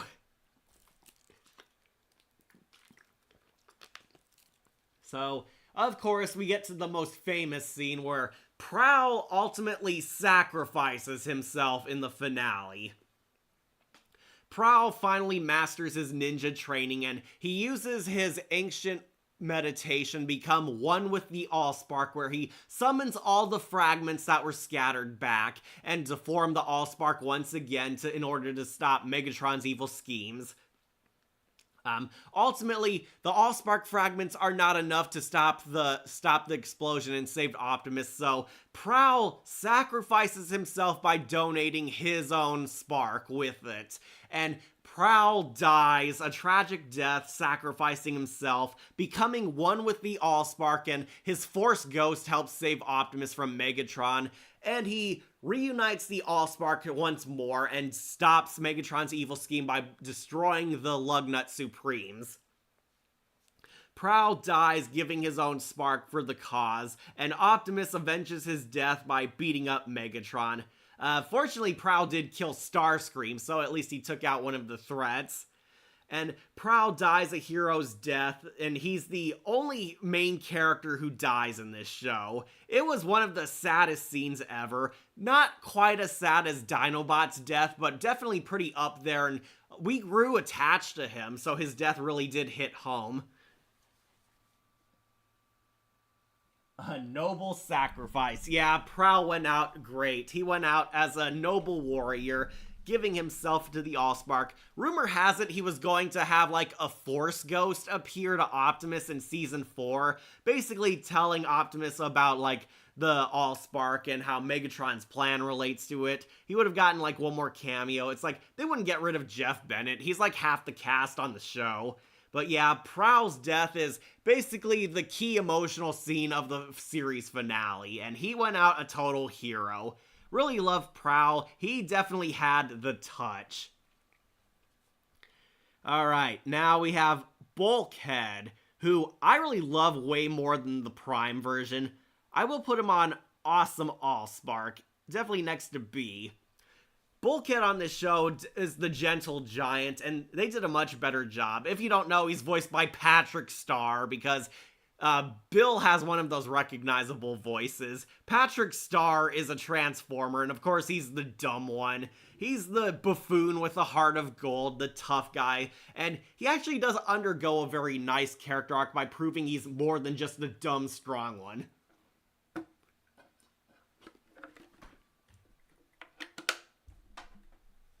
Definitely love Bulkhead more in the animated than Prime. Yeah, because on animated, he has much more of a character arc. Bulkhead wants to be seen more as the dumb, strong guy, and we find out halfway through the show that Bulkhead's actually a genius mechanical engineer.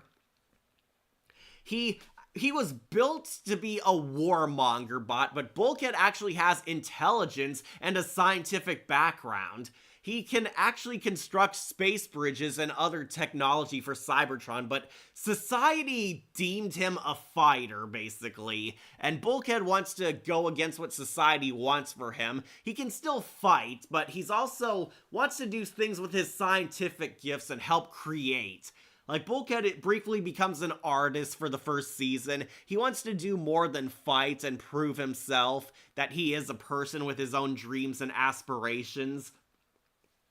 And Bulkhead transforms into a SWAT car. He has all the weaponry. He's basically good at fighting and a bit of a clumsy guy, just like on Prime. But he had more of a character arc on Animated. By the end of the series, he actually uses his scientific background to help the Autobots in their war, and becomes very cute friends with Isaac Sumdac. They both become co-workers, sort of, and they have fun banter because Bulkhead wants to do things this way while Sumdac has his way of doing things.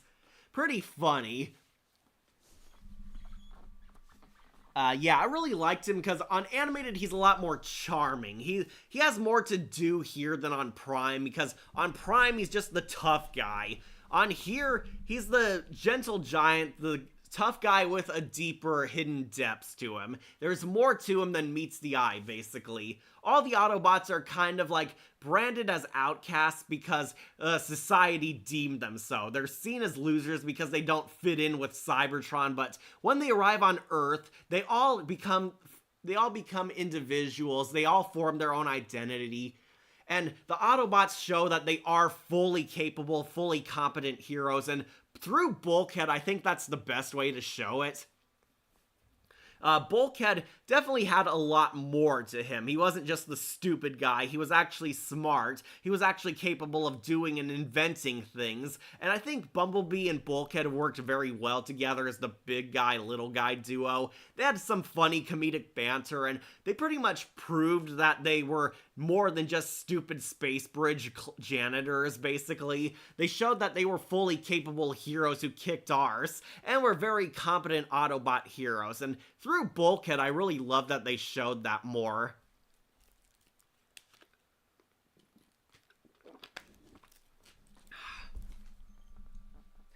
Yeah, definitely gave Bulkhead a better character arc. I will put him on awesome. He is totally awesome. So let's get the last Team Prime member out of the way, Ratchet, who I think is awesome. I'll put him below Starscream, but he's You've Got the Touch. Ratchet, this show made Ratchet one of my favorite characters. This is the old, grizzled war veteran. He's kind of the guy who's too old for this shit. He's seen it all. He's undergone some massive trauma. Ratchet is basically a disgraced war hero. He was a big shot back in the Great War for Cybertron. Everyone treated him as a hero, but then society kind of brushed him aside. He fought in the war, was given his rewards, is considered a very huge hero among Cybertron, but then kind of forgotten. He's the war veteran that they've pushed aside and don't want to remember. Optimus Prime looks up to Ratchet as this great hero still, and kind of a sort of father figure in this version, because he thinks Ratchet still is this awesome epic hero because he fought in the war. But Ratchet is kind of burnt out. He hates his past. He's very bitter about everything that happened. He's the grouchy old man, but we find out there's more to him than meets the eye too. He's undergone a lot of trauma, basically. Ratchet has PTSD, which the Autobots did not treat him very well for. The main character, Autobots, definitely deserve the awesome and touch rankings. Yeah, all of them. Yeah, Bumblebee and Bulkhead kind of got the short end of the stick because they had less to do in Season 3, but Ratchet had one of the best character arcs to him too, along with Prowl and Optimus. He basically gets his groove back. He becomes friends with the younger heroes. He finally gets some proper closure on all the trauma. He faces his fears head on, and he gets a happy ending. Ratchet finally gets closure after the war. He helps save RC and helps save Omega Supreme. And this helps bring him back to the light, kind of. Ratchet goes from this grouchy old crank who had nothing to live for to having his friends and true companions and gaining everything to live for again. I really like him. Ratchet's the medic and naturally turns into the ambulance. He's definitely the jerk with the heart of gold of the group. He's very bitter and hateful towards everything, especially Earth, just like on Prime, but he warms up eventually and slowly considers the Autobots his friends and forms this very nice friendship with Sorry, because they're the old generation, young generation. gets his groove back, and becomes very nice friends. I really liked Ratchet, and I actually did not think I would like him at first as a kid or a kitten, but then he slowly grew on me, undergoes very great character development, and he and Optimus both gain the best happy endings of the series. This animated Ratchet might be my favorite.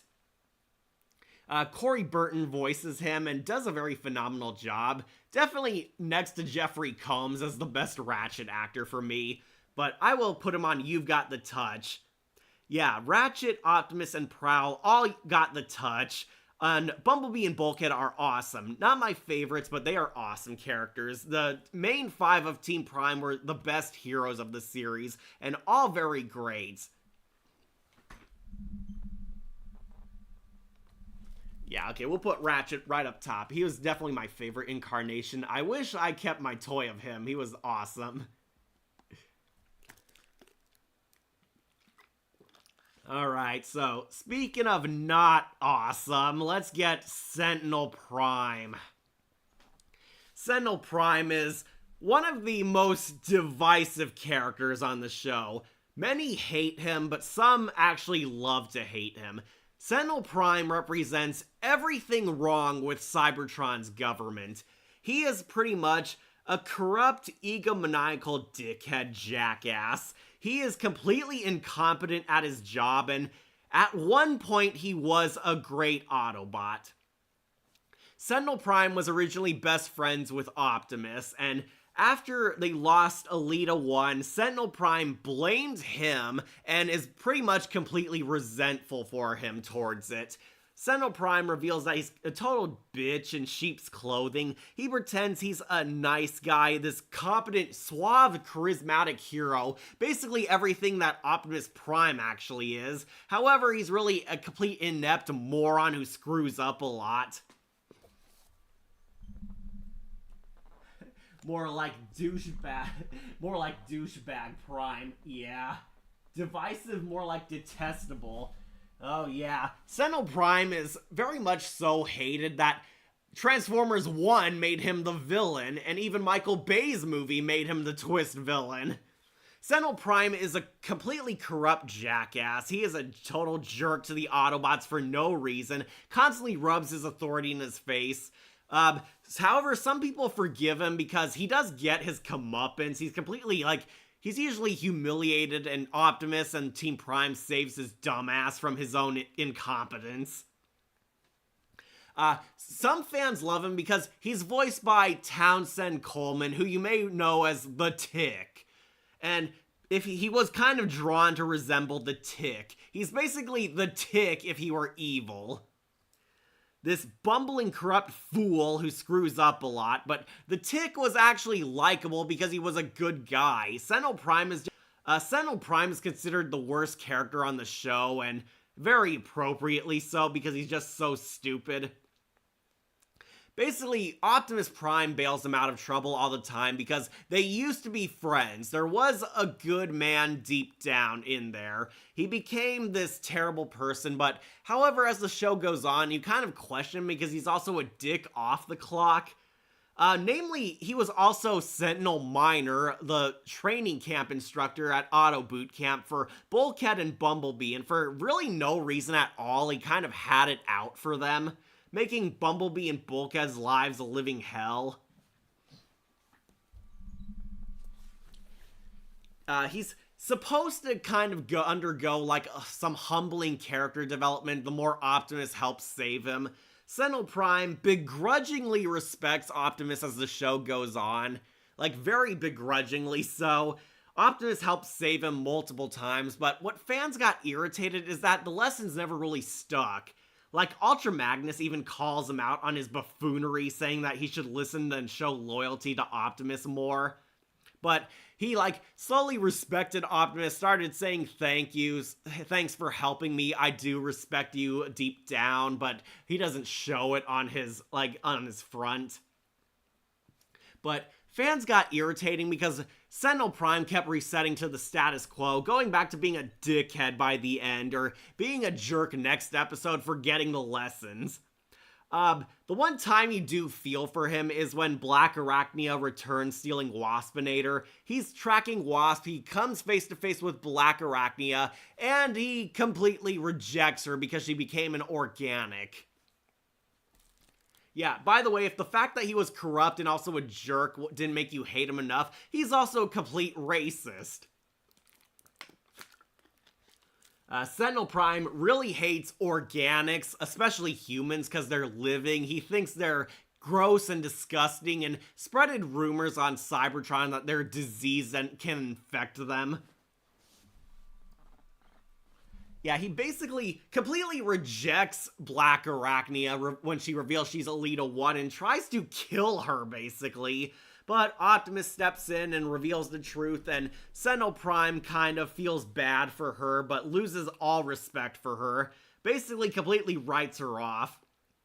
And pretty much what sealed this guy's detestable is when he returns, he decides when Ultra Magnus is dead that he should take over and become the new Magnus, and absolutely no one wants that, and he's kind of forcing himself because Ultra Magnus made him his second in command.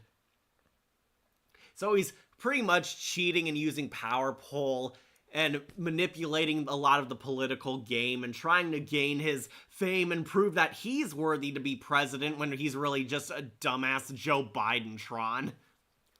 Oh god, but apparently he was supposed to have like a noble sacrifice in the end. They had a planned finale for him where Sentinel Prime was going to redeem himself and die saving Optimus. He was going to realize Optimus was right. He got manipulated by Megatron during his run as Magnus, and he would eventually die helping Optimus and apologize for all his dickhead actions.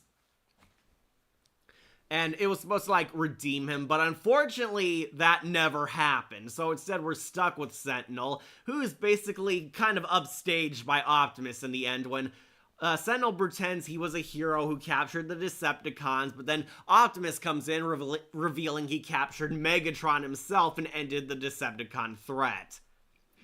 And that pretty much upstages Sentinel, and we presume Optimus was going to become the next Magnus. But yeah, Sentinel is really hated, and basically, the Defenders point out that Townsend Coleman is hilarious because he is. Townsend Coleman was Michelangelo in The Tick, so he definitely does a good job acting-wise, but you really hate him. Sentinel Prime was so hated that he eventually became the villain of Transformers 1, where he plays the same role. He's everything wrong with Cybertron's corrupt system of politics.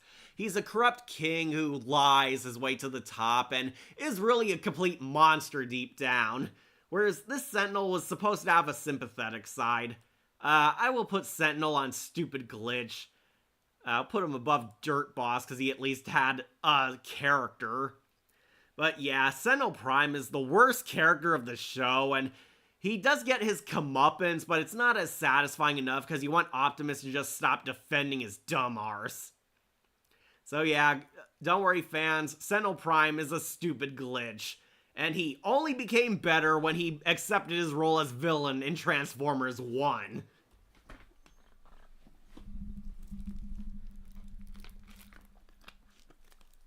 But let's talk about Sentinel's better second-in-command, Autobot Jazz.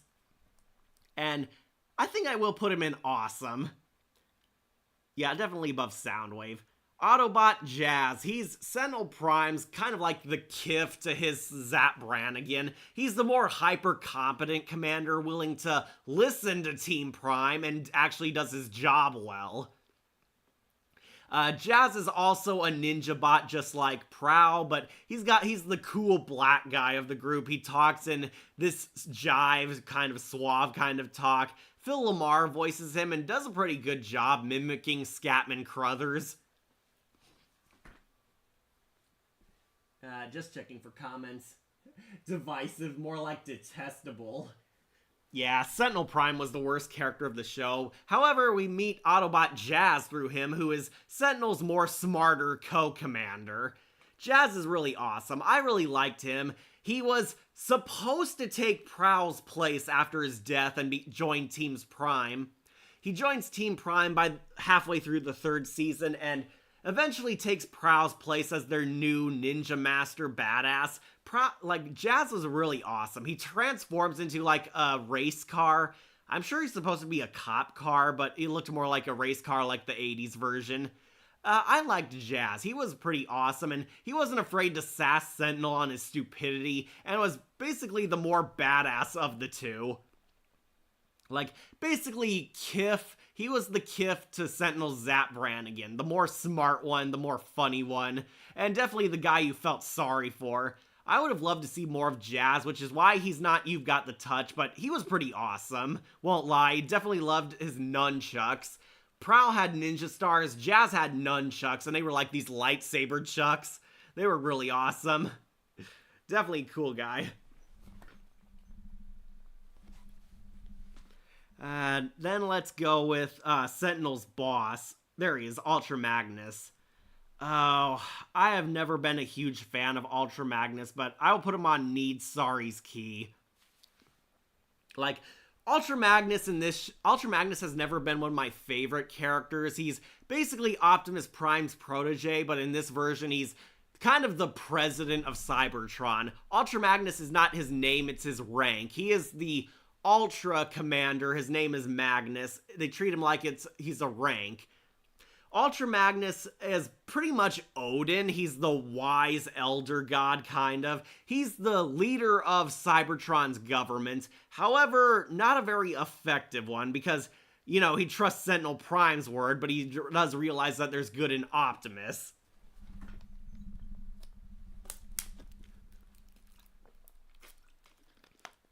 Yeah. Ultra Magnus is kind of Odin, while Optimus and Sentinel are his Thor and Loki. They're his two sons, and he basically gets duped by Sentinel a lot, which is why I'm putting him so low. It's implied that Ultra Magnus does know Sentinel is an idiot, but he's keeping him by his side to basically raise him right and steer him on the better path. He also sees that there's good in Sentinel and wants to fix him, but he basically gives Sentinel way too much privilege. Like, Sentinel is more corrupt than Adam from Hazbin Hotel, but Adam was at least funny, while Sentinel was more unlikable. Like, he's keeping Sentinel by his side to raise him right. However, he kind of shows the flaws of the Cybertronian government because he overlooks and neglects a lot of things. Like, he turned Omega Supreme off into a weapon and then depowered him into a ship. Ultra Magnus is basically the president of Cybertron, the leader. He keeps them all together. He's the one guiding them. He's the legendary hero who helped defeat the Great War threat and banished Megatron. And now he just kind of sits back and is an armchair commander. Ultra Magnus is also kind of like, he's more reasonable than Sentinel Prime, willing to list Optimus out, but Sentinel is the bad angel telling him all these things which keep the system falling apart. We'll have to watch the rest of the ranking on VOD since I'm heading to work. Oh, okay, take care, Shadow Link. Take care, glad to have you. Don't worry, it's all the unimportant characters left. Yeah, Ultra Magnus' most important part in the show is basically he dies. He gets assassinated by Shockwave, which honestly felt more like it to his own stupidity because he didn't trust Optimus' word over Sentinel's. And yeah, Ultra Magnus dies to Shockwave, and it's implied he was going to pass down Cybertron leadership to Optimus because he preferred Optimus while Sentinel basically swipes that from under him. I put him on Need Sorry's key. He was definitely an interesting character. He was a badass. He transforms into a military missile launcher truck, which was pretty cool. And Jeff Bennett delivered a pretty good job as like this Odin knockoff. But I think he needed improvement. I did not care for him, and I didn't like him because he didn't trust Optimus all that much. You guys can vote on the next Autobot. I'm going to be right back.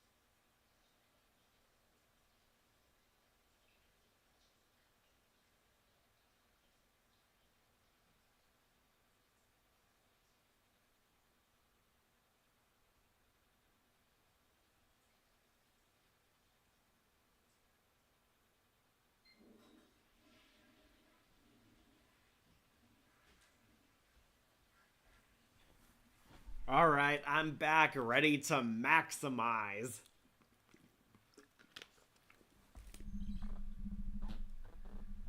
Alright, Shadow Link left us. I hope you get to see the rest. Don't worry, it's all just a bunch of side characters from this point on.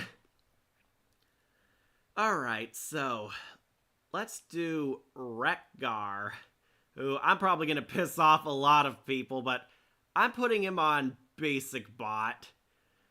I know a lot of people really love him. Rekgar is voiced by Weird Al Yankovic, basically doing his goofball voice. Rekgar is based on the 80s movie, the leader of the junkyard Autobots. Basically all a bunch of bots that were left for the scrap heap who crudely rebuilt themselves out of like junk. In the movie, he was voiced by Eric Idle. In the show, he's voiced by Weird Al Yankovic, and Rekgar is basically a parody of Weird Al. He plays the accordion, he talks funny, and he basically quotes songs. I am Rekgar. I dare to be stupid. And yeah, he's pretty much used as a comic relief. Basically, he's this defective Cybertronian built from a bunch of junk surrounded by an Allspark fragment, and he makes into this weird defective robot who goes around trying to find his purpose, doing weird things and trying to prove himself. He struggles to decide if he wants to be an Autobot or Decepticon at one point, and eventually he settles on being an Autobot. He decides he wants to be a hero.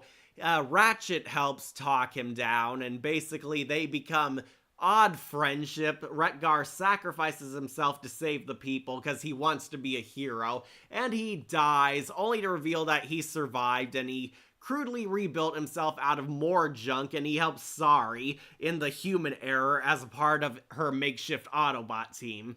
Rekgar is basically a comic relief. He's kind of funny, but also oftentimes annoying.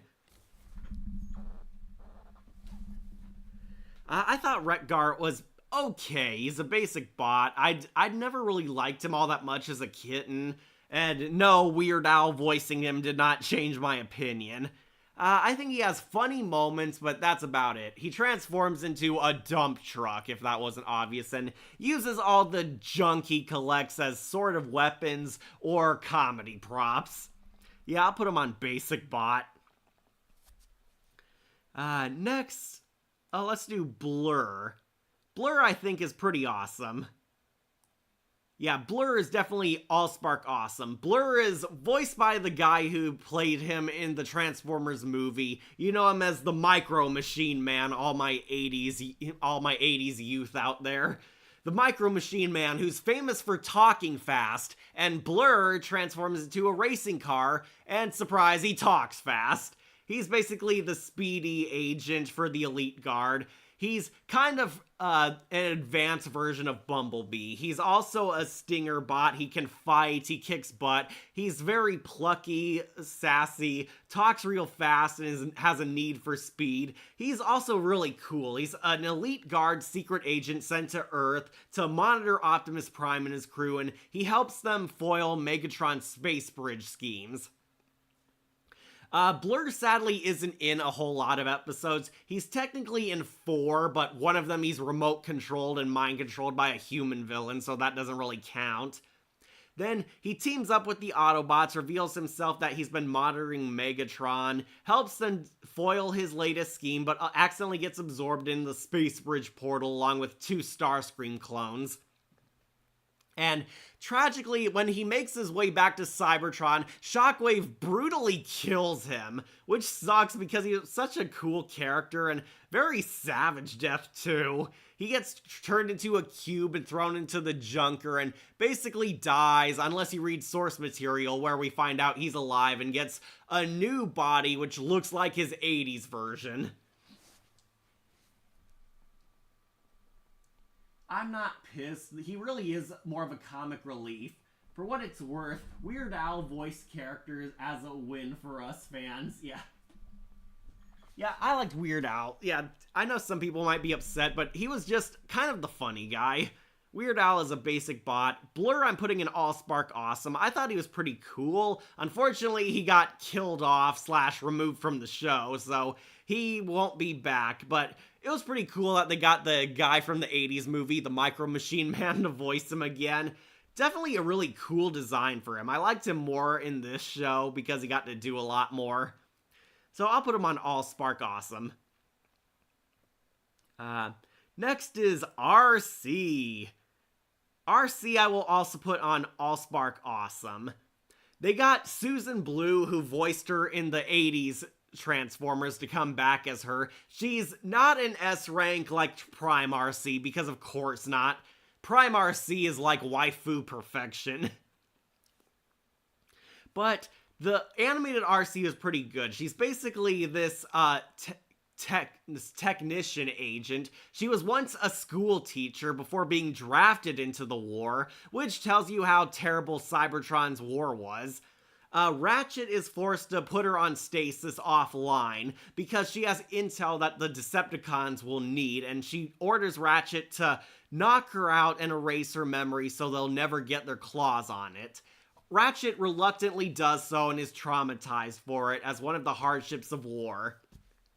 However, RC is actually still alive. She's knocked out for most of the show, basically, and still has her memories deep down in there. Shockwave breaks into the hospital center holding her and takes her, where they hack into her mind, and we find out RC's still conscious in there, and Megatron reactivates her to steal the stasis codes. She is basically mind raped by Shockwave with the cortical psychic patch, and she's now like a blank slate of herself. Ratchet basically helps save her when Megatron takes the codes because she knows the Omega Supreme schematics. They use those to build the Lugnut Supremes by taking them from her mind.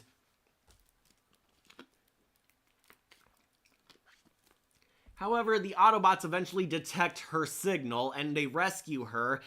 Ratchet finally redeems himself and gains closure by saving on her, doing surgery that releases her mind and brings the classic RC back.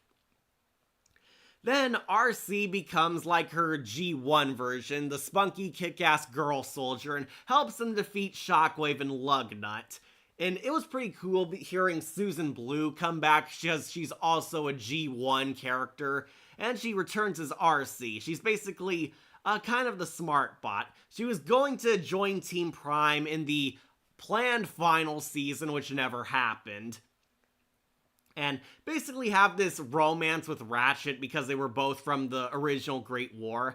It would have been a bit weird knowing Ratchet and RC are shipped in this show, considering how different they are in Prime, but I thought that would be a cute idea. Okay, just checking comments. Yeah, RC I'll put in Allspark Awesome because it is pretty much just the G1 RC completely back in action. And G1 RC was pretty cool as a character. She was one of the few good new characters from that show, since RC would come back in multiple interpretations. And seeing a love letter to the 80s show, I definitely think that's awesome. Not You've Got the Touch good, but definitely awesome.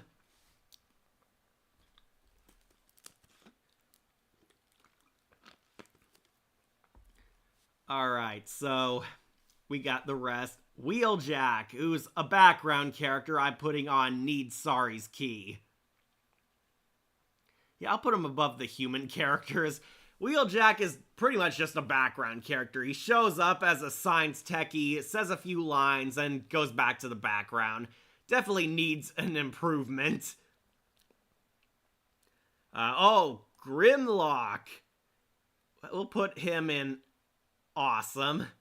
I will put him above Lugnut, that's for sure.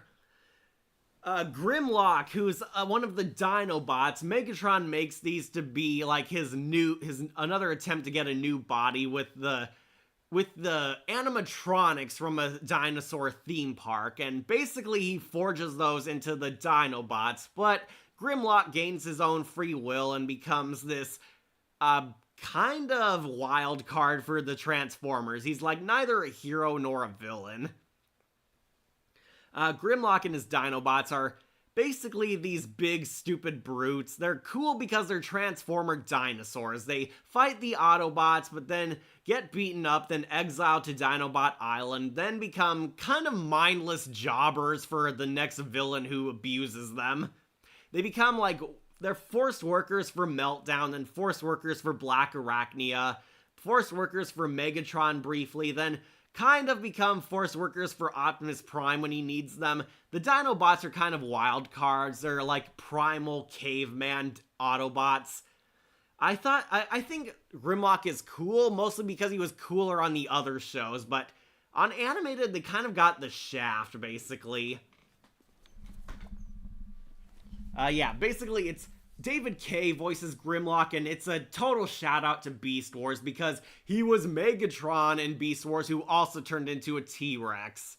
And they kind of do nothing. Grimlock's key character trait is that he has a crush on Black Arachnia and does whatever she says, kind of simping for her.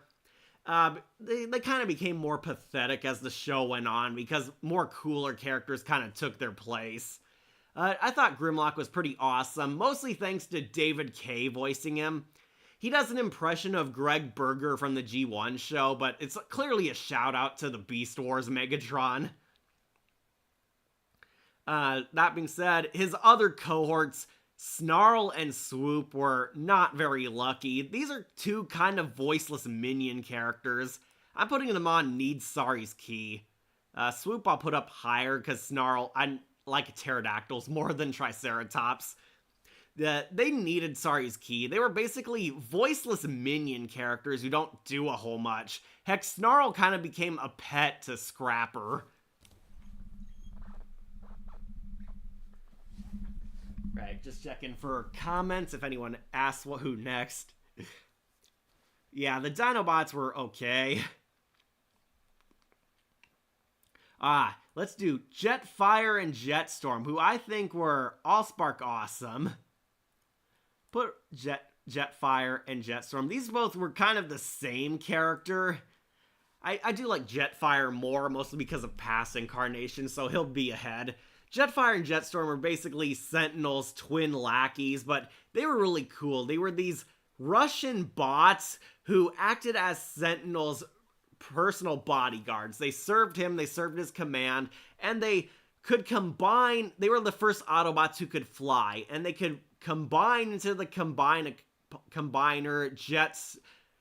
Safeguard, that was his name. Sorry, remembering his name. They could turn into Safeguard, who was the first combiner and first flying Autobot. These guys were pretty cool. They were also comic relief, but I thought they were pretty entertaining. I wish Jetfire got a lot more to do on the show, just like he did in Cybertron. I think that was the CGI show.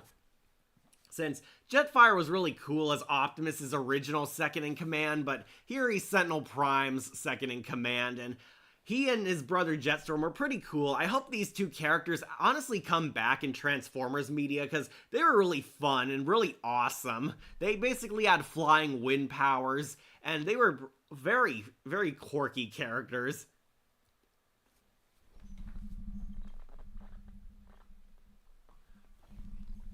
Alright, so mostly a bunch of bit characters left. We'll save Omega Supreme for last. He's really cool. Oh, Rodimus Prime. You're going on Stupid Glitch. I'll put him above Sentinel, that's for sure. And maybe above her. Yeah, Rodimus, I'm putting on Stupid Glitch. He is pretty much completely wasted on this show. They got Judd Nelson from the movie to reprise his role, and all he does is die. Rodimus Prime in this show is not the cool badass from G1. He is pretty much cannon fodder for the Decepticons. Rodimus Prime fights Team Char. They're protecting a space bridge from Decepticon guerrilla warfare, and he's introduced like this cool Hawkeye. They have Judd Nelson from the movie come back as his role. It's awesome until he just gets his ass kicked. He suffers the Worf effect. He gets beaten up by Decepticons, and he dies by being poisoned by cosmic rust. Like, literally. the Rodimus Prime's team, they introduce themselves, they're all these cool badasses, and then they just die. Rodimus Prime is just here to die. He is a stupid glitch. I hated what the animated did to him. He sucks. And the only satisfying part is he has a cool death. I guess it's vengeance for him getting Optimus killed in the movie. Yeah, he sucks. I do like Red Alert, though. I actually might put her on awesome. I'll put her low. Red Alert is basically the female medic. She's just a girl Ratchet, but I really like her. Like her design, like her personality. She's kind of got like this old-fashioned 20s nurse design, but she's a combat medic. She like shows up and is ready to amputate Hotshot's leg and says it's so cold and emotionally, but she's got a heart deep down. I really like her. I want to see her again. I would rather see Girl Red Alert come back than see Ratchet brought back on another show. Ironhide. I'm putting him on Basic Bot.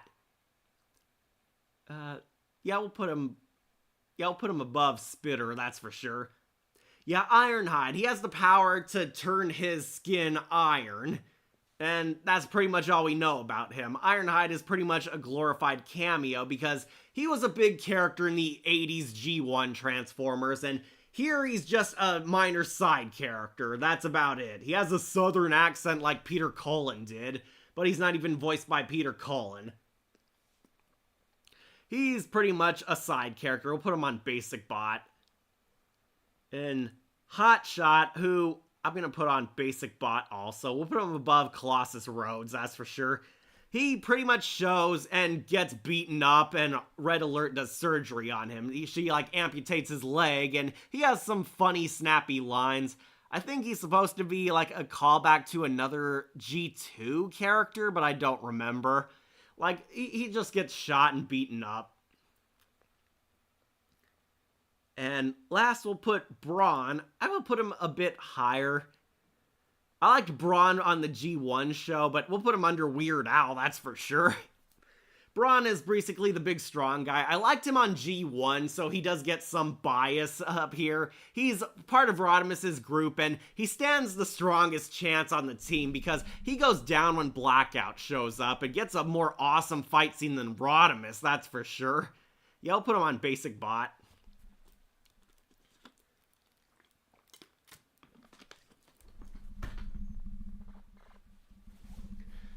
Alright, Warpath. We'll put him on Need Sorry's Key, and unfortunately he goes low. Warpath is another G1 character. He turns into a tank, but he shows up as a background character. He drafts Prowl reluctantly back into the Autobot army and takes him before Master Yokotron, and that's pretty much his only role. Then he's in the background. Yeah, he needs Sorry's Key. I liked him back on the Fall of Cybertron games because he was basically Optimus's war strategist, which is a lot more fitting than some elite guard goon. This guy, this is one of, I don't even remember this guy's name. I think he's supposed to be Cup or a version of him. We'll put him on Need Sorry's Key. He had like one line. He's like this cool British soldier. And he basically just escorts Ratchet to Omega Supreme, and that's about it. I don't even remember this guy. I think he's from one of the comics, or he was in the background. We'll put him in the same. He just shows up on the side. Oh, here's Alita 1. Okay, we'll put her on Allspark Awesome. I did like her, honestly. We'll put her between the Jet Twins. Alita 1 is basically Black Arachnia before she turned evil, but she's kind of this knockoff rogue. She can absorb people's powers and use them as her own. And Cree Summer is basically using her She-Hulk voice, and they made her this really sexy Autobot. It is really weird seeing sexy Autobots because they're machines, but I won't complain. They definitely gave them really appealing designs. Yeah, she was pretty hot. Not as hot as RC, so she's just Allspark Awesome. Definitely liked the idea of a rogue Autobot. Alright, we're on the final string. Let's go. Alright, Cliff Jumper. I actually really liked him as a toy. I will put him on Basic Bot. He was definitely cool. I'll put him above the Constructicons, that's for sure. Yeah, Cliff Jumper was basically an elite guard Autobot who served directly to the Council. He was pretty cool. David Kaye voices him, doesn't do much. It's like his Megatron voice, but without the campy flair. Yeah, I liked him mostly because I have the toy, but in the show he doesn't do a whole lot. He's basically a mailman.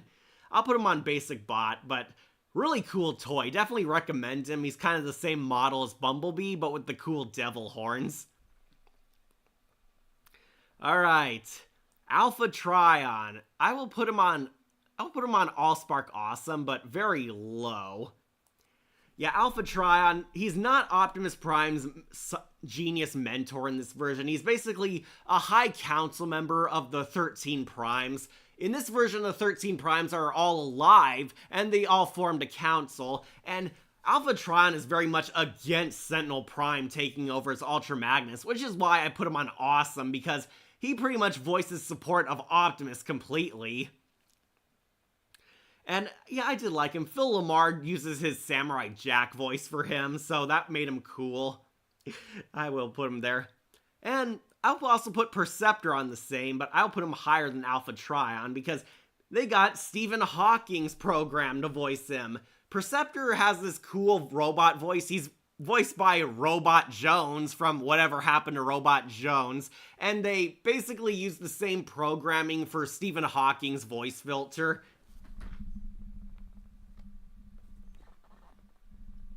Oh, Emily commented, "Sirens take me so long to be able to talk." Oh, your sinuses. I have to be here just not speaking. I'm eating turkey now. It's yummy. Oh, Emily, did you save your turkey from Thanksgiving? Glad you're feeling better, Emily. We're almost done with the list, so don't worry. We're not going to be here for too much longer. I do like Perceptor. I like he's got a really cool voice. That's why he's on Awesome. He's basically the Science Council member, and he's like more trustworthy to Ratchet. He was kind of Ratchet's mentor. Perceptor transforms into a microscope, if you didn't know, which I thought was a cool transformation, especially for a science Autobot. Definitely put on Awesome thanks to the Robot Jones voice he has. It was definitely fun seeing. Right. Master Yokotron, Prowl's wise sensei, the Yoda of the Autobots. I will put on Allspark Awesome. We'll put him definitely way above some of these characters. I'll put him underneath Sunstorm. Master Yokotron, voiced by George Takei, Sulu himself, is Prowl's mentor, who basically guides him on the Allspark Force. And, of course, he dies. He's, like, in a flashback. He's Prowl's mentor who taught him everything he knows and set Prowl down the straight arrow path.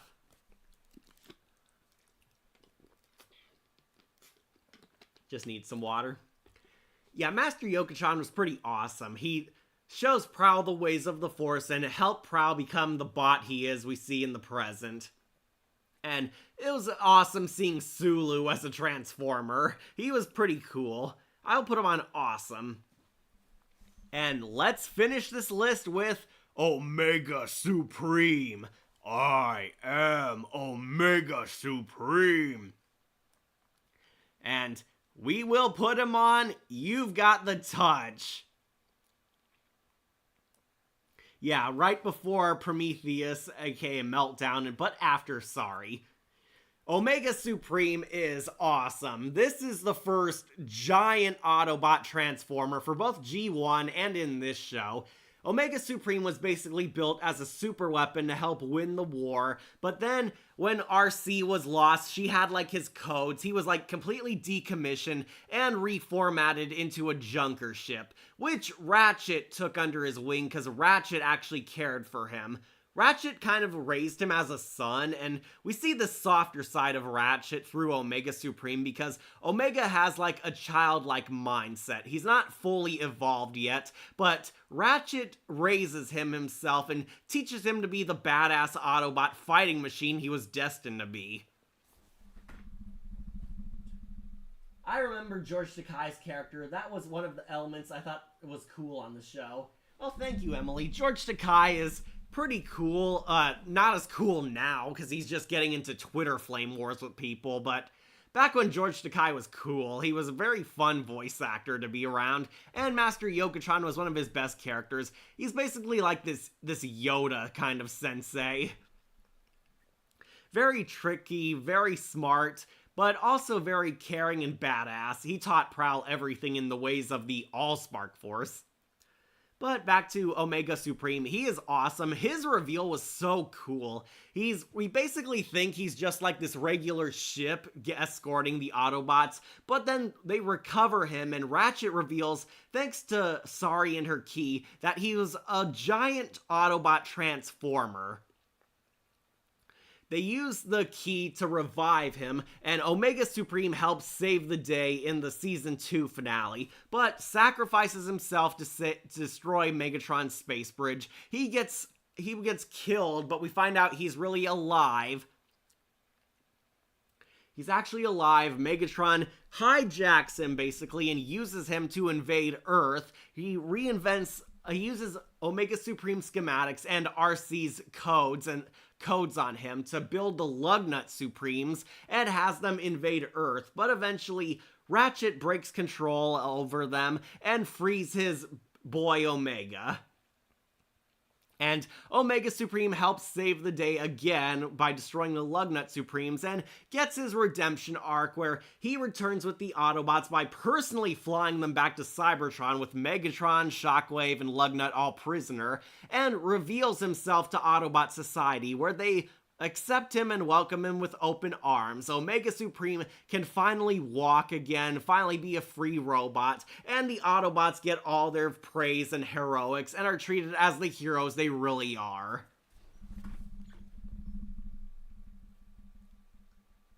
Oh, it's got some new comments. Even though the show isn't one of my favorites, there were a lot of really cool characters, and it was nice to see different Transformers than the ones I'd grown up with, since I had mostly known the ones from the Energon and Beast Wars era. Well, Beast Wars and Beast Machines, what does matter is that Beast Machines did not happen.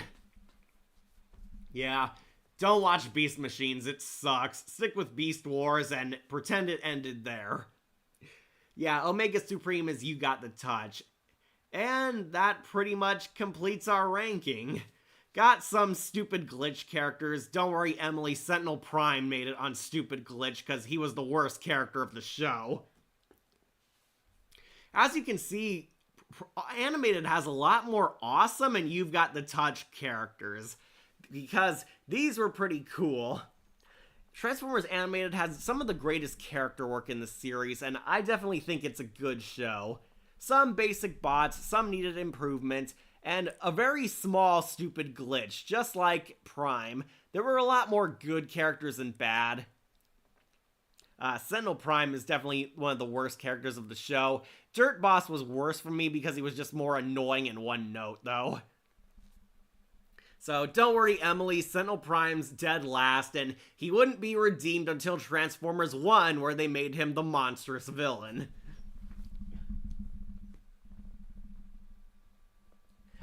Based Cat, yeah, thanks. Sentinel Prime sucks, I agree. I understand what they were trying to do for him, but unfortunately that didn't pan out. So he's put on stupid glitch.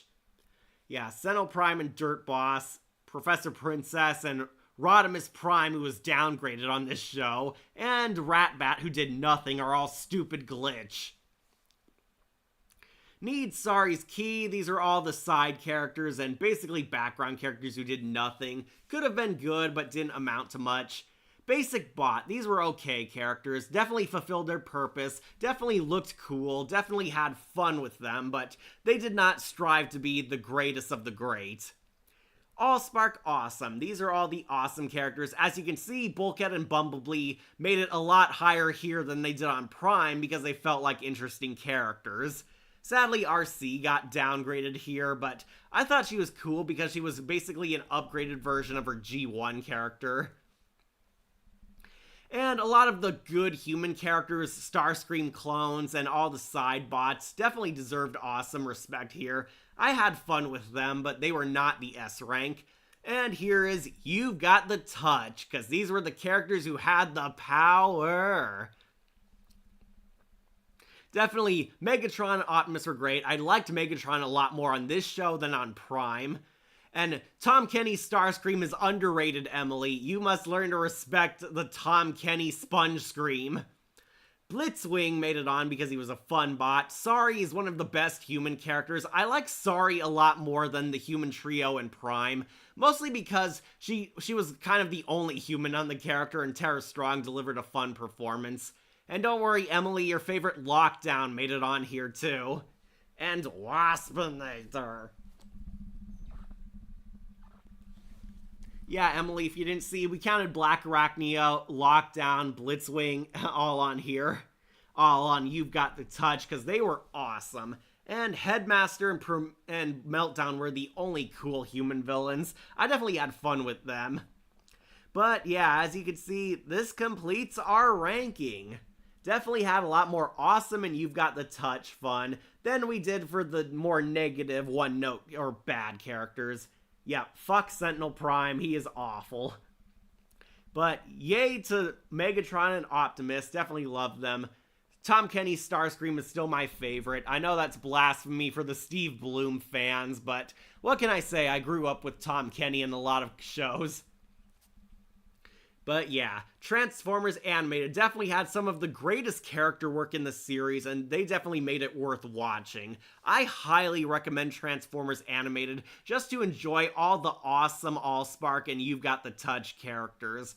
It is a very good show, and I'm satisfied to say it ended on a very high note.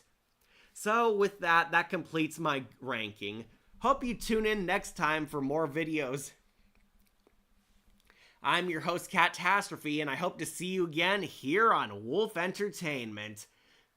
Till all are one.